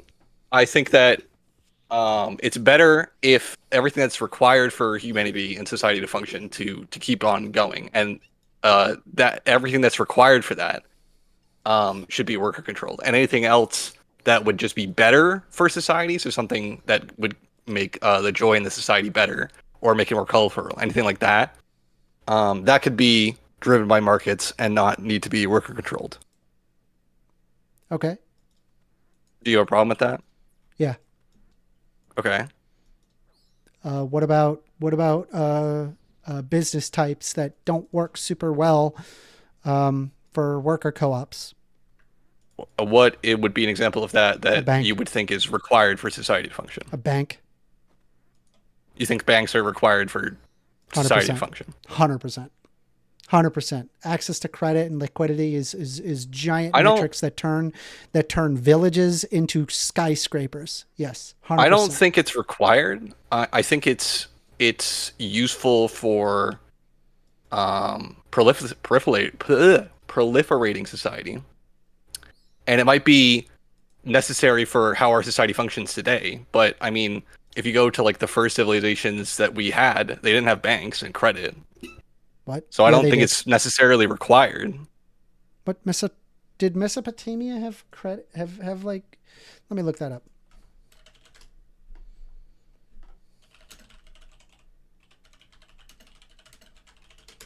I mean, like you could just have like a tribal society. Yes, I mean, Mesopotamia like maybe there. institutions did have modern banks, or they I mean, had, that's fine, They had but- institutions that functioned similarly to modern banks. They had loans, if deposits, you- interest rates, and contracts and records. They had all that. Okay, I don't. It doesn't matter to me that Mesopotamia had it.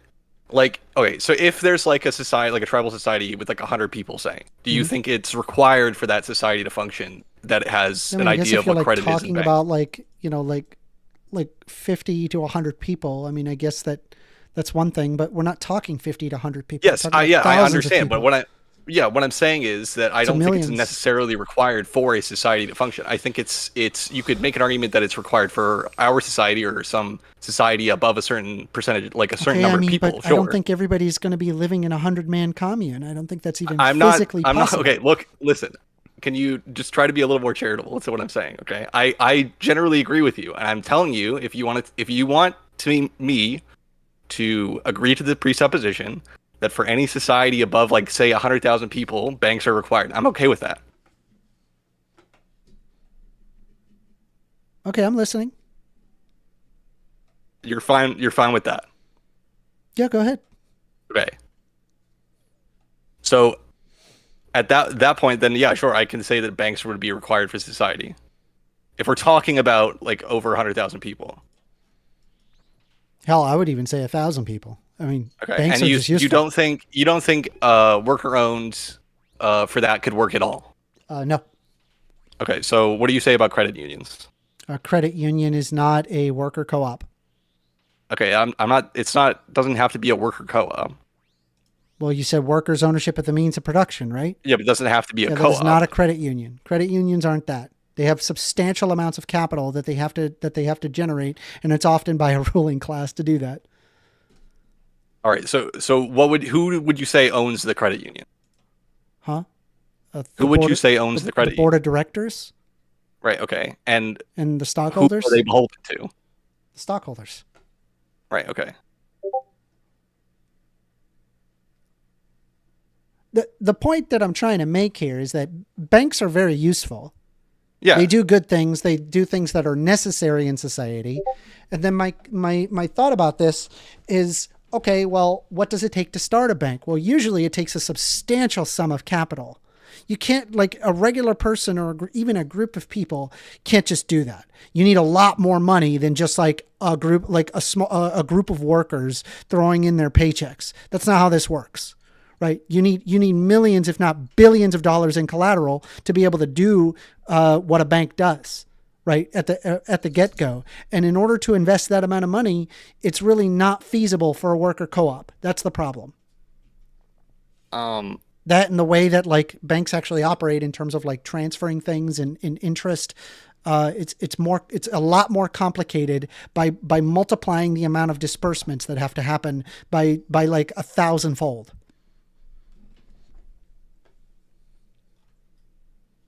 Okay. I just don't think that is your problem with a worker owned bank not working? Your problem with it is that you need a certain amount of financial capital to start it, and you think workers couldn't have that? Yeah, that would be one. There's others, but yeah, that's one. Okay. So what was your other problem with it? Let me take a look here.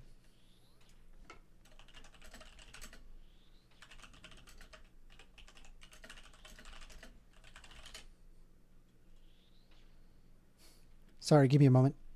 It's all right.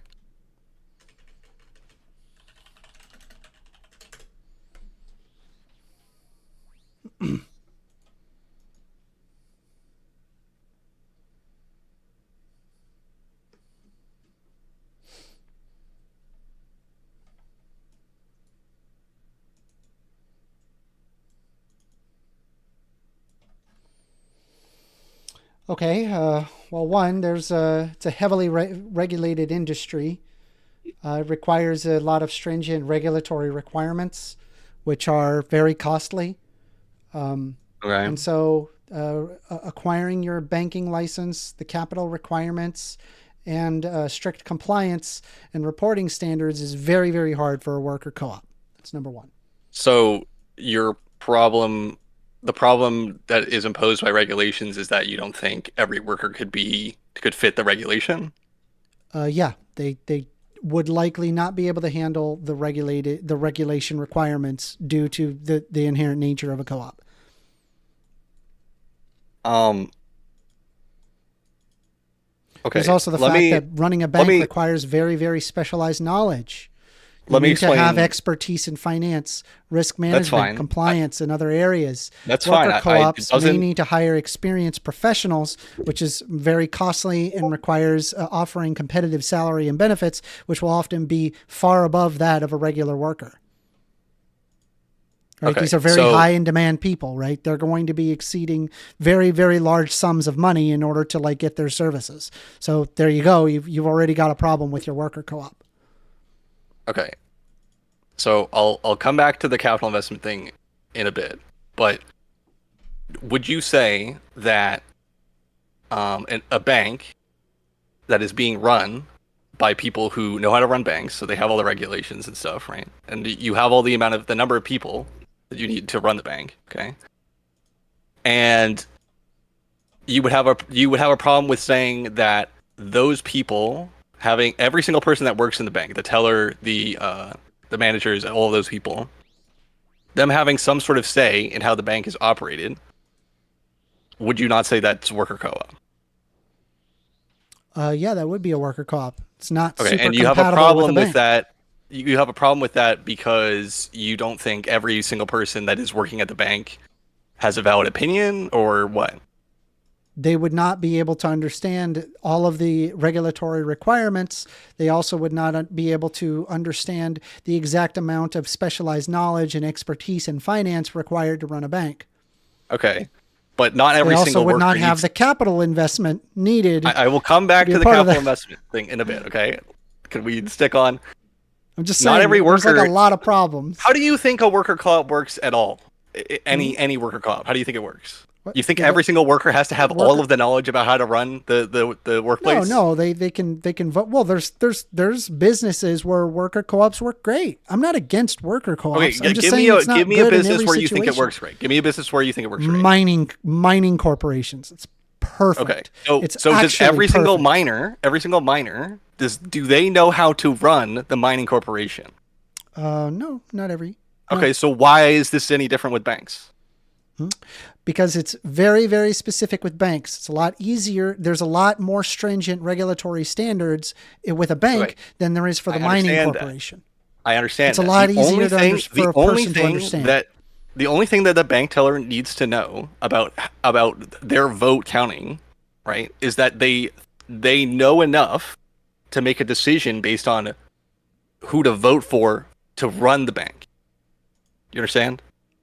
They don't need to know every single detail. So let me get this straight, right? You can have, okay, so what you're saying is a worker co-op in your mind is that we can have the crazy high paid, CEO and as well as like other experts that are needed to run the bank. And you can have the investment professionals that have invested billions of dollars into this bank in order to like get it up off the ground, right? Who are effectively the ruling class. And then the teller just has like a tiny vote in comparison to these. You'd be completely okay with that? Well, it'd be different. The capital investment would be different than a single investor necessarily. Yeah, they would have a lower investment, but and it has so nothing. They would have less but vote. that a person having a huge investment in the bank doesn't necessarily mean that person knows how to run the bank, right? That's correct. They wouldn't necessarily. Okay, so know how to run the bank. and a bank executive doesn't necessarily have to invest anything in the bank, right? Besides their time and labor. That's true. Yeah. Okay, so that person could again, they don't have to invest in the bank. So like I don't see like how they have a level of worker, expertise in the banking regulation industry that makes it that makes them. I just don't see a problem with it. competitive. Explain to me why you think that's the problem. Why you think that a worker voting for who the bank executive because is. You have a series of executives that put in a boatload of money in order to have that bank. Right. Okay. But we established and the problem that the is, executive the problem is that you can't have somebody who just started, Jeff, who just started working there 2 weeks ago, have equal vote to the dude who just invested $10 million into the bank. Do you understand the difference? Yes, but there's some problems that you're like lumping a couple of things together. Okay, so again, we established that the executive doesn't need to have any capital investment in the bank, right, to be able to run the bank efficiently. And we also established that this person who is providing the capital investment in the bank can have no knowledge of how to run the bank, right? Well, generally, people who are investing Right. great they sums of generally money they would do, have a but they lot of it's knowledge not in the required, bank. right? It can also be like a blind investment, right? That's hard to. I highly doubt that they're going to accept I your giant understand. investment It doesn't into have to. your It doesn't bank, even and you have to know be. nothing about banks. It doesn't Unless if even. you're I talking don't- about stocks, where it's like you're talking about like an initial public offering or a public offering where you can just like purchase shares where you don't actually have says in the comings and goings of the business. But that's a different understand discussion that- entirely. I understand that it's prudent to have more knowledge in what you're investing in, but it's not required. Yes. Well, I mean, I'm actually not sure. There might actually be a regulation that prevents you from just Okay, but being that's a able to legal start a bank regulation. with It's not no like knowledge. a physical thing, right? Well, sure, but that doesn't mean it's not worthy of consideration. That there's like a legal thing, and there's a reason why we regulate the shit out of banks. Banks can completely destroy the entire economy, the world economy. We saw it happen in 2008. let me try- We let need me to try have a another angle. shit ton of regulations on this fucking nightmare of a system. Can we stop going off on these tangents? Okay? I wouldn't disagree with that. We need the regulations. I don't care about that. What I care about is that it doesn't matter the investor having knowledge. It's not required that they have knowledge. It does matter. I think it does matter. All right, let me put it this way. It's specifically your for problem banks. your it problem matters. is that you couldn't have a capital investor that isn't a single person. I'm sorry. Repeat that. You could not have an investor that isn't a person that has knowledge about how the bank is run. I mean, again, you could have a stock market, but it's different from being a business Right. owner. Okay. So then you could extend it to there's a group of people who have knowledge in how the bank is run. They provide the capital investment. No, I'm just giving a caveat of like owning stock and how you basically own the company, but you don't really have a say in like, the comings and goings of the company. That's my only caveat. Yes, I agree with that. That's my what only my point caveat. is. That's my point. That's the whole point of this is that Okay, so then what? when so, you invest so what are in you something, arguing? right? When Bank good for worker co-op? How so? when you get a capital investor, okay, they don't need to know anything about running a bank. All you care about from them is that they are providing the capital. Okay. Okay, so this capital investment can come from someone who has no knowledge of how a bank is run. It can also come from some just random entity. It doesn't have to come from a person. Is that fine with you? Repeat that. A capital investment doesn't have to come from a person necessarily. It can come from an entity. Now, I mean, that entity has to be run by people because that's just how society works, but it can come from an entity that isn't a person. Okay. Okay. And in either case, the person or the entity, that capital investment is the only thing that is required for the bank to function. They do not need the capital investment doesn't have to have knowledge of how to run the bank. They don't have to have any input on how to run the bank. But no, you said or the the bank capital to investment. function. That's not the Yes. case. You need more than just money to function a bank. Yes. You need someone who at will Who run the knows bank. what they're doing. Yes. Yeah. But that person doesn't have to be the person providing the capital investment. That's true. Okay. That's all I care about. Okay. Okay. So you can separate the capital investment from the person running the bank. Okay. Right? Okay. So now, when you vote for who runs the bank, it's separated from the capital investment. Okay. So you could have some executives who know how to run banks. They have no investment in the bank, but they know how to run bank. Okay. And so when you vote for them, then your vote is equal. You don't. There's no money tied to it, right? Repeat that. What? Okay. Give me a second. I need to drink water. I'm gonna grab water too. Okay. I can still hear you though.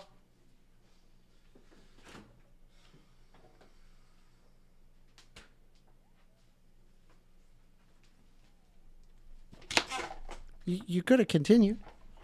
Oh, you. All right. Okay. So your problem, if I understood it, was that you have a problem with just your regular bank teller's vote counting the same as a bank executive's vote, or is someone No. higher up, like a middle manager or something? No. Okay, right. So your problem was that you have a problem with a bank teller's vote being the same as someone else who has a capital investment in the bank. No. Okay, so then what is your problem? The regulatory requirements, the capitalization, Okay, the expertise requirements That's and fine. management, the trust and credibility, I understand. the Can I cut you off here? competition, and the sustainability and profitability. Okay, so you think that for someone to vote on something, they need all of this knowledge about how to run a bank?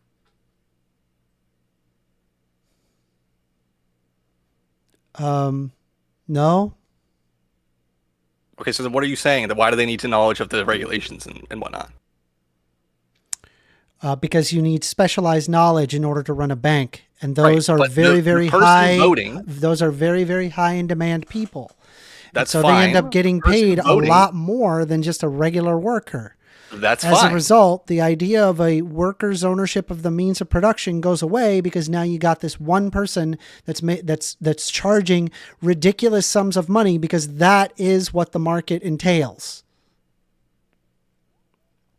It has no contradiction with a worker co-op. Some executive being paid a crazy amount of money doesn't have anything to do with a worker co-op not functioning. Do you think in a worker co-op, people who are executives or managers are paid the same or very close to like a random worker at the No, bottom? but I'm sure that there's probably a cap. There's the democratic decision making and the concept of ownership, which is distributed among every worker, which isn't really super compatible with banks.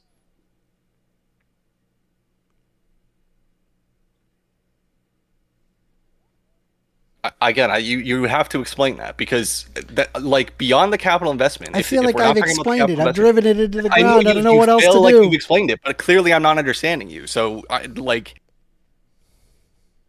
Okay, so the capitalization is a huge problem. Banks need significant capital to operate. right, that's Right. fine. I can and address they that also have to separately. meet some very strong regulatory requirements. They Okay. have to raise a sufficient enough capital, and that is very much a challenge for a worker co-op, especially if the members themselves are not wealthy or if there are limitations on their ability to raise funds from external investors. That's a big problem. You Yes, can't be so a all bank of- without money. The only objection that I'm hearing from you that has any merit to it, in my eyes, is that you think that the capital investment cannot come from the workers. That would be very difficult for workers to accomplish. Yes, but that's the only thing of merit that I can see. Everything else doesn't matter. I don't. Okay. A There's worker the regulatory requirements. Okay, yes, Banking the is a regulatory requirement. very why heavily is that a regulated problem? industry. Why is that a problem? Starting why is a the bank- regulations Yeah, in let banks me more finish. of a problem than in any other industry? Let me finish. Let me finish. You've cut me off every single time I've tried to say something in this call. Go ahead. Banking is a heavily regulated industry. Starting a bank requires meeting stringent regulatory requirements, which is a complex and costly requirement. This includes obtaining a banking license, meeting the capital requirements, and adhering to strict compliance and reporting standards. What part of what you just said do you think I don't understand the last 6 times you said it? You told me just earlier that I said I drove this into the ground, and you said, well, I don't understand. And now Yes, you I are don't saying, understand. after I do 6 not times of me explaining it, you understand. I understand that there are strict regulations on banks. I don't understand how that is a problem with banks and workers for the banks. How is it different? But just in as I've banks explained that it wouldn't 6 be different times, in mining? you've Do you already think that- you already think- okay. understand. So you would say that for mining, there's no regulations at all.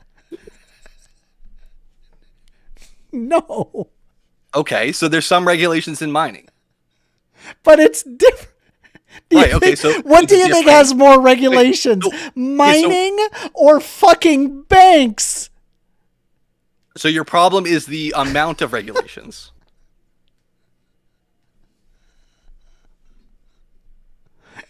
It's I'm like thinking about like that. What's the size of the book for the mining regulations? Like that, we got like a nice, 800-page manual. The bank is like this giant fucking room just filled with regulations they have to follow. Let me put it this Like, let me put this a different the way. difference Let me put is this a like different way. astronomical. It is insane fine, what okay. you're saying. Well, The difference I'll is. use a different comparison. What do you think the regulations are for running a country and running a bank? How close do you think those are? Running a country and a bank? Running a country and then separately running a bank. The regulations for those two things, how close do you think they are? I don't know. I've never thought of that. Would you say that they're comparable? I don't know. I can't say. I don't know. Okay.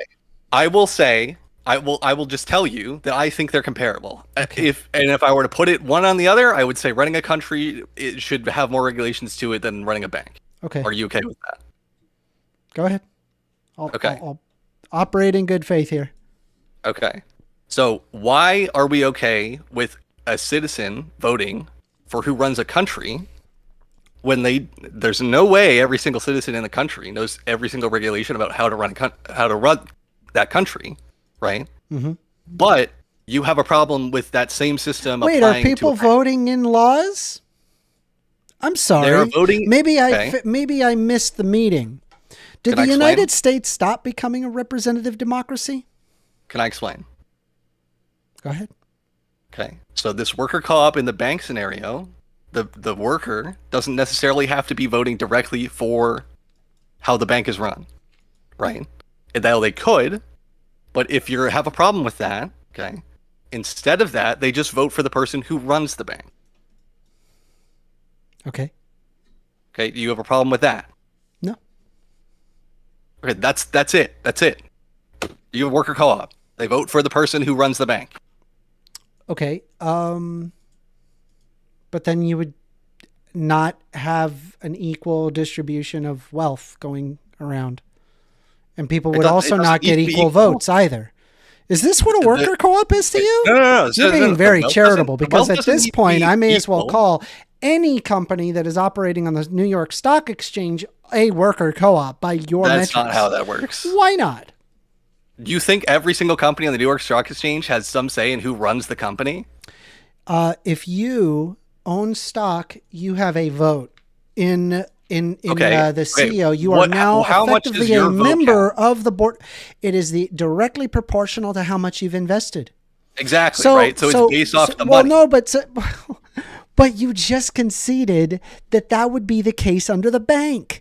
And so under that it is not. basis, we can No. say that a worker co-op would be any company that is listed on the New York Stock Exchange. that's Why totally not? That's totally different. Why not? Because in the bank scenario, it's every worker has a similar vote. So you do think that somebody who, let's say, invested $10 million should have just as much vote as Jack, who just started 2 weeks ago. All right. So let me explain again. Okay. So this person that you're saying that invested money into the bank, right? Uh-huh. Okay. Are they a worker for the bank? They could be a worker, or maybe they're Okay, not a I worker. would say Maybe that they they- worked there for 20 years and then they just they retired and they got a lot of money. And now what they're going to do is that they're going to invest in where they worked at for 20 years. Could be that. All right. Would you have a problem if the person who's investing in the bank isn't a worker of the bank? No, Okay. I think investments are good. I will just to make this clear, I'm going to give you a scenario where there is a bank and every single worker who works at the bank has no capital investment in it. Are you okay with that? You're saying every single worker at the bank does not have a capital investment? Yes. Everyone who provides any amount of labor to the bank provides no capital investment to it beyond their Okay. labor. Okay. You think that would you be okay with that functioning? We already have that. Okay. I agree. Now, because there's no one in the bank with a financial capital investment in the bank, now do you have a problem with everyone's vote counting the same? Repeat that? What? Okay. So because every single worker in the bank has no capital investment in the bank, now are you okay with every worker having the same vote? No. Okay, why? Because in order to have a bank, you have to have somebody who I has to put in understand the you need investment. And I capital got investment. news for you, pal. Okay. That person deserves a better vote than you do.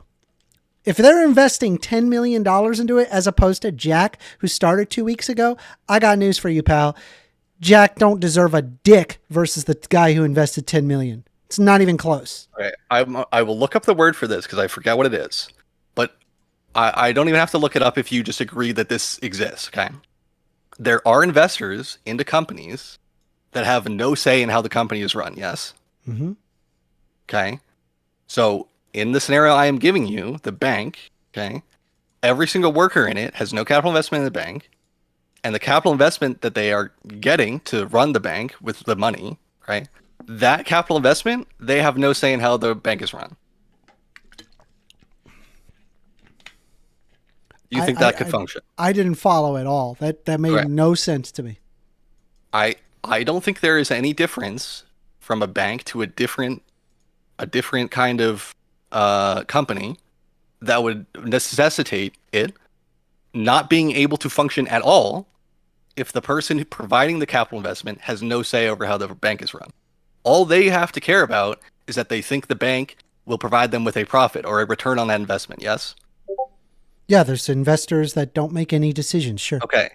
So we can have a bank that is run by workers who have no capital investment in the bank, okay? And every one of those workers would have a vote. Their vote would count the same as every other worker in the bank. And the capital investor you have has no say in how the bank is run. All they have is a promise from the bank. I don't even saying, understand this "We are going to hypothetical be-" at this point. Completely lost. It literally makes no think- sense. How does this not? Okay. Do you think that a company like that doesn't exist? Let me ask you this, just If it- just very simple. Sure. Do you think that that a bank, in terms of a worker co-op, do you think that faces additional challenges than, say, a mining corporation? It might. I don't think it's enough you to say that fucking it wouldn't kidding me, function man? as a worker co-op. I can't believe you think that. That's crazy. All right, that's fine. I mean, you can go ahead and give me an argument to try and convince me, but I gave you the argument. You just don't like okay, the argument. it's not very convincing to me. So, Okay. oh well. We'll have to agree to disagree. I'll give you the last word, though. Go ahead. Well, all right. I have two things. First of all, I could explain to you why I think the capital investment thing isn't a problem. But I think that in order to do that, it's more important to explain why a bank can be run by workers who have no capital investment in the bank. And we can see that because there are other companies that exist that have that exact premise. They're run by workers who don't invest in the company, and the capital investment again is from an investor who only cares that they think they are going to get a return on their investment. That's it. I think that banks can work exactly the same way as these companies that exist that way. Okay. That was a good talk, man.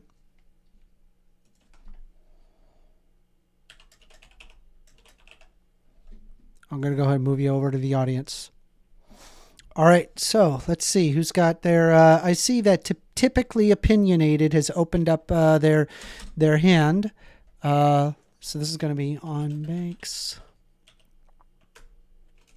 Can a bank be a good worker co-op? And then the next one. All right, we're going to go ahead and invite in typically opinionated. How you doing, typically? I am muted. Yeah, I am. So I would like to argue point 103. Mm-hmm. So you want to argue point 103. Let's read it out loud for the class, shall we? Yep. Point 103 is left blank for the next point that I have not yet written. Are you here to troll, or are you going to actually give me an argument? Bilbo. That was basically it, but Because I have people that actually want to have a discussion. yeah, I know. So I would like to continue the debate on from the last person, so about socialism versus capitalism. Okay. What you got for me? So you said socialism doesn't work fundamentally, and you said that was because of regulation. Well, I have key numerous reasons why socialism doesn't work. I don't have a single reason. I have many, many reasons. But the main reason you drilled upon the previous debate was due to regulations and worker-funded co-ops, right? No, the reason why I think that socialism does not work is that I can empirically show that the outcomes that are incurred through socialism result in worse off societies, not better societies. It appears that your mixed markets where you have capitalism mixed with social safety nets seem to be the highest quality of living societies. It is entirely possible that there could be a material dialectic where things could move forward, but right now we just don't have any evidence that socialism is that answer. And what examples of countries or systems so socialist would you give as them not working out? Yeah, I mean, it was tried in over 57 countries, and every single one of them, it failed. Unless, of course, you think that Vietnam, Cuba, Vietnam Russia, was communist, wasn't it? China, if you consider those to be successes. I don't. I wouldn't want to live in any of those countries. I believe Vietnam was communist, wasn't it? You can call it whatever you like. On YouTube, then Communism has never been accomplished, but it doesn't matter. Yeah, I agree with you on that. Communism, where everyone's equal, has not been achieved because it's always been at the expense of a tyrannical leader. So Yeah, that's I'll the agree whole with you. other problem. I mean, I have all sorts of issues. I mean, if you want, I can read you my long ass dissertation as to why socialism is not good. Yeah. Why don't you read some of your favorite points off that then? Oh boy, you got a can of worms here. All right. Give me a moment.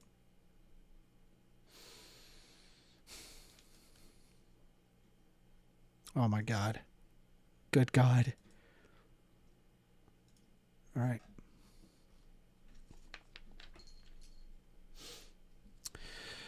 I am going to take the time to show this on my screen. Give me a quick moment to do that.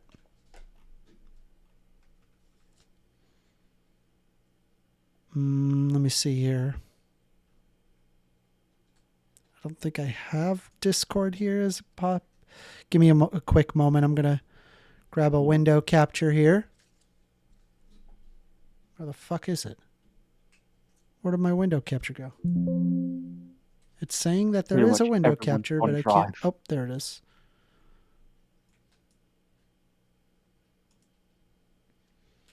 Okay, so I'm just going to share my Discord.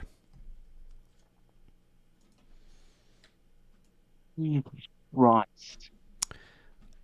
Oh, it's big. It's a big boy. All right. Are you ready? Yeah. The predicate of internal values. So I possess a predicate on what I consider to be the perfect society, internal values. Internal values are basically activities and items that if you can do that thing, it would make you more satisfied. It could be as simple as eating sushi, which you enjoy, or being able to do art, music, or exercise. even if that there are no items required, there are often situations that cannot be satisfied without basic needs being met. Things such as the ability to obtain the things that allow you to do the things to begin with. We can think of basic healthcare as an example, whereas if this was not readily available, it would result in a loss of internal values, and people cannot do the things that they care about if basic needs are not met. Mhm. There's also the fact that that doing things requires objects to do them. For example, to be an oil painter, you require ease of access to easel, paints, gamsol, glycol for thinning, brushes, and the paint itself. Given that thought, it is up to a society to establish the highest level of internal values, given that each individual possesses their own internal values independent of other people, but can share them with others. My predicate is that people wish to live the highest quality of life possible, which in my mind is the ability to satisfy internal values to the highest degree. Not necessarily to achieve it, but simply to have the option to do so. You following so far? Does that make sense? I am. Yes. Okay. Why internal values? So, I I have would thought this. argue, Sorry, what? I would argue for classical socialism that will remain true, but for specifically for the Nordic model, I know some people have classed it as social democratic, others have classed it as somewhat socialist. I don't think that would necessarily apply, They're not socialist. considering you still have relatively free markets. They're not socialist. Okay, that's your opinion. All right, next point then. It's not my opinion. They're not. They're just not. Okay. Well, I've seen people say both ways. Let me ask you this. Is socialism the workers' ownership of the means of production? I would say yes. Is the Nordic model argue the workers' ownership of the means of production? But even in the Nordic model, they've nationalized key industries. Okay. Is the Nordic model arguing for the workers' ownership of the means of production? In some key industries, yes. Do you think nationalization is the worker ownership?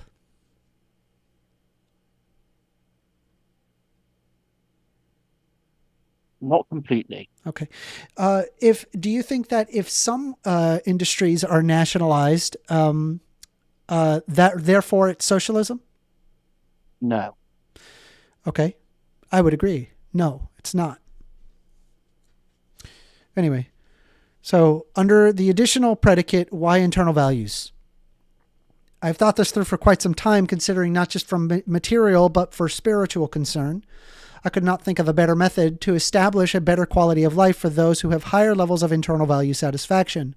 While rich versus poor might be somewhat close, it really doesn't map out perfectly, as money that exists in a society where their value overinflates of what would leave money worthless.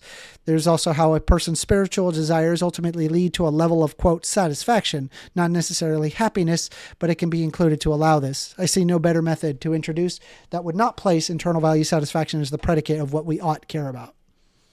Okay. Now on to Can I ask you a socialism. question then? Sure.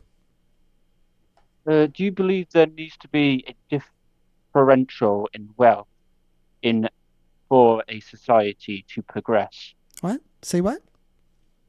The difference in wealth, so rich and poor.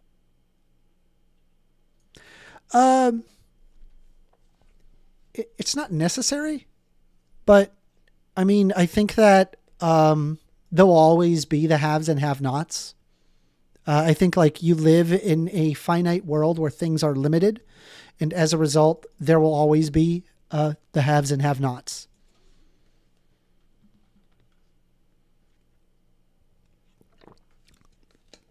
Anyway, are you ready? For practicality, if we were to include the resources in space, then it's practically unlimited, isn't it?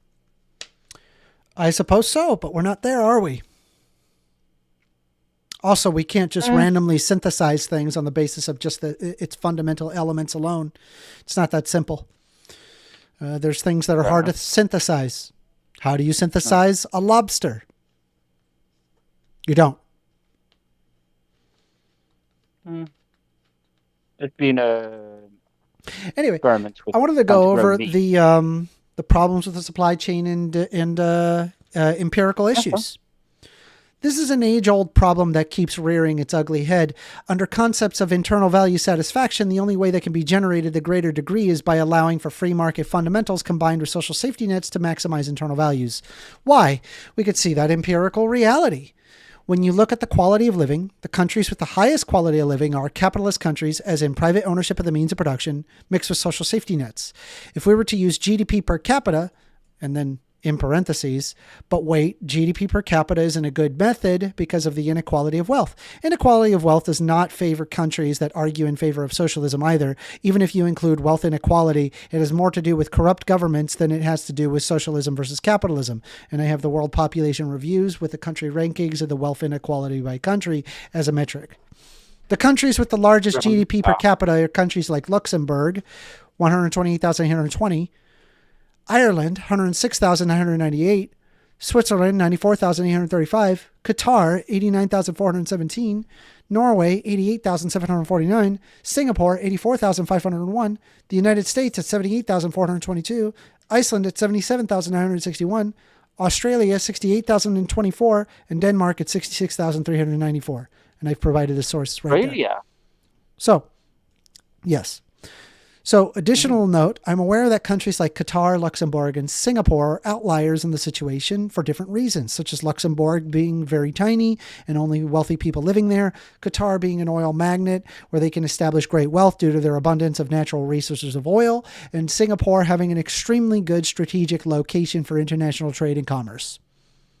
Socialism was attempted in many countries. The ones that were, in quote, socialist spirit still lives includes the Republic of Cuba, the People's Republic of China, Laos Democratic Republic, Socialist Republic of Vietnam. Countries with constitutional references to socialism include People's Democratic of Algeria, the Portuguese Republic, People's Republic of Bangladesh, State of Eritrea, the Republic of Guinea-Bissau, the Cooperative Republic of Guyana, the Democratic People's Republic of Korea, the Republic of India, Nepal, the Republic of Nicaragua, the Democratic Socialist Republic of Sri Lanka, the United Republic of Tanzania. Some of these countries have been largely left alone by the United States, such as China, but still bolster extremely low standard of living in comparison to most capitalist countries. Given that there's so little available in these countries, the realization I came to is that the internal values cannot possibly satisfy to the greatest degree under a socialist system. Certainly, it could be possible by tweaking socialism. It somehow magically does better than capitalist economies, but empirically and currently, that's false. Of course, with the supply chain, it only gets worse when you look at it, as capitalist nations are often deterred from investing in places that expropriate the means of production, i.e. their property, effectively causing investors to steer away from countries that advocate socialism. This causes a lack of commerce and production, effectively retarding the entire level of production at a base level, given that it does not respect property rights. Given my initial predicate of internal value satisfaction, I find this extremely distasteful and antithetical to a better society. This is, by the way, just one of many other reasons. I agree with you on that. Especially on capitalism versus socialism economically. But there's one point I would like to bring up. I would argue China's not socialist at all. Okay. They are just heavily regulated from the CCP. Okay. But the workers don't own their companies. Xi Jinping is lowering your credit score for that take right now. What? Xi Jinping is lowering your credit score for that right now. It's okay, I've got a chow, so I've already maxed social credit score. So Good talk, man. Have a good day. yeah, so I would argue. Oh shit! I just kicked him off. I thought he was like done. Did you want to say something? Come back up. Come back. Come back. What were you gonna say? I'm I sorry. pretty much just rounded off my point, and then was going to leave. Go ahead. Just. Right then. I'll let you say the last thing. Oh no, I was just rounding it off for a conclusion and stuff like that. Okay. It really wasn't that important. But nice speaking to you. I think we agree on a lot of things.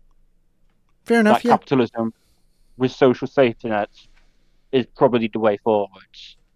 But the best way forwards. But I see one of two things happening in the future. Capitalism with social safety nets, so like the Nordic model, Denmark, Norway, Sweden, Finland, etc. Or we're going to go extreme libertarian, authoritarian, like we've seen with the rise of the right in particularly India, Europe, Mhm. such as the conservatives, Le Pen. Saying that, is it Le Pen? I think it's Le Pen. Yeah. And use the Argentina president, I forgot his name, the maniac with the chainsaw, and particularly with Donald Trump as well. Okay, man. It was good talking to you. Thank you. All right. Okay, so we got those.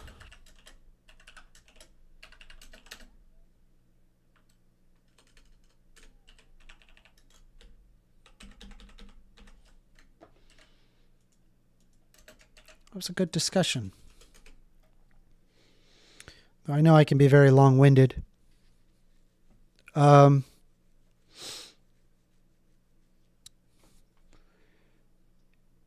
right, I'm torn. Here's the thing. I'm torn. Isn't there that there's the presidential debate, right? The presidential debate is in like 10 minutes. Okay? And my main concern is that if I stream that, will I get in trouble? I don't know if I'll get in trouble. This is okay. They're saying it's one person is saying it's copyright.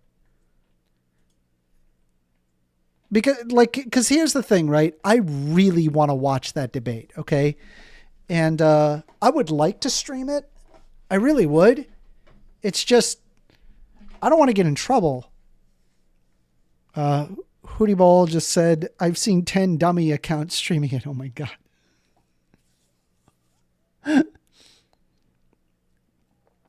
I think what I should do, I'm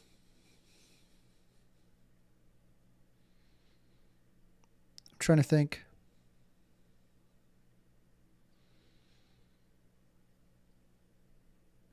I think what I should do is I shouldn't stream it live, but I should record it, stream it on Discord, right? And then, when it's all done, when it's all said and done, I can chop it up and, and it's fair use. Does that sound like a plan? That might be the plan. Y'all with me with that? All right, that sounds legal. Okay, I like that. All right, hang tight. We're gonna extend. That's crazy. They're already Dead Domain is streaming it live.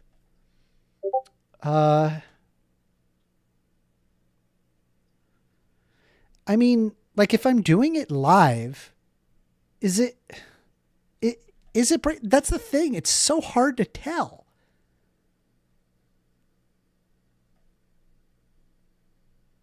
I don't know.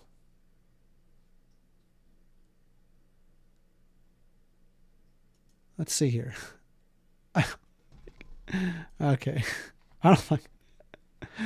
On YouTube, you cannot, but you can stream it for us. Yeah, I think that's what I'm going to do. Is rather than do it on the channel, I think it's best if I do not do a live stream, but I can record it, chop it up for later. Yeah, I think that's going to be the move. All right. Let me find it.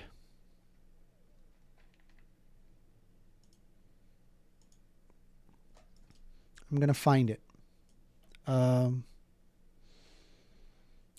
Give me a quick moment, okay? And I'll invite everybody up so that way we could just kind of talk and hang out. But I'm going to request that try to be quiet during the debate, right? But, you know, if there's commercials and crap, dude, I don't fucking care. Let's just we'll just do that, okay? Let me find it. And actually, I'm gonna stop streaming. So if you are watching from YouTube, I am stopping it. You can go on Discord and go on the open member stage and we'll do it there. But we can't be doing it. I have to chop it up. So anyway, here we go.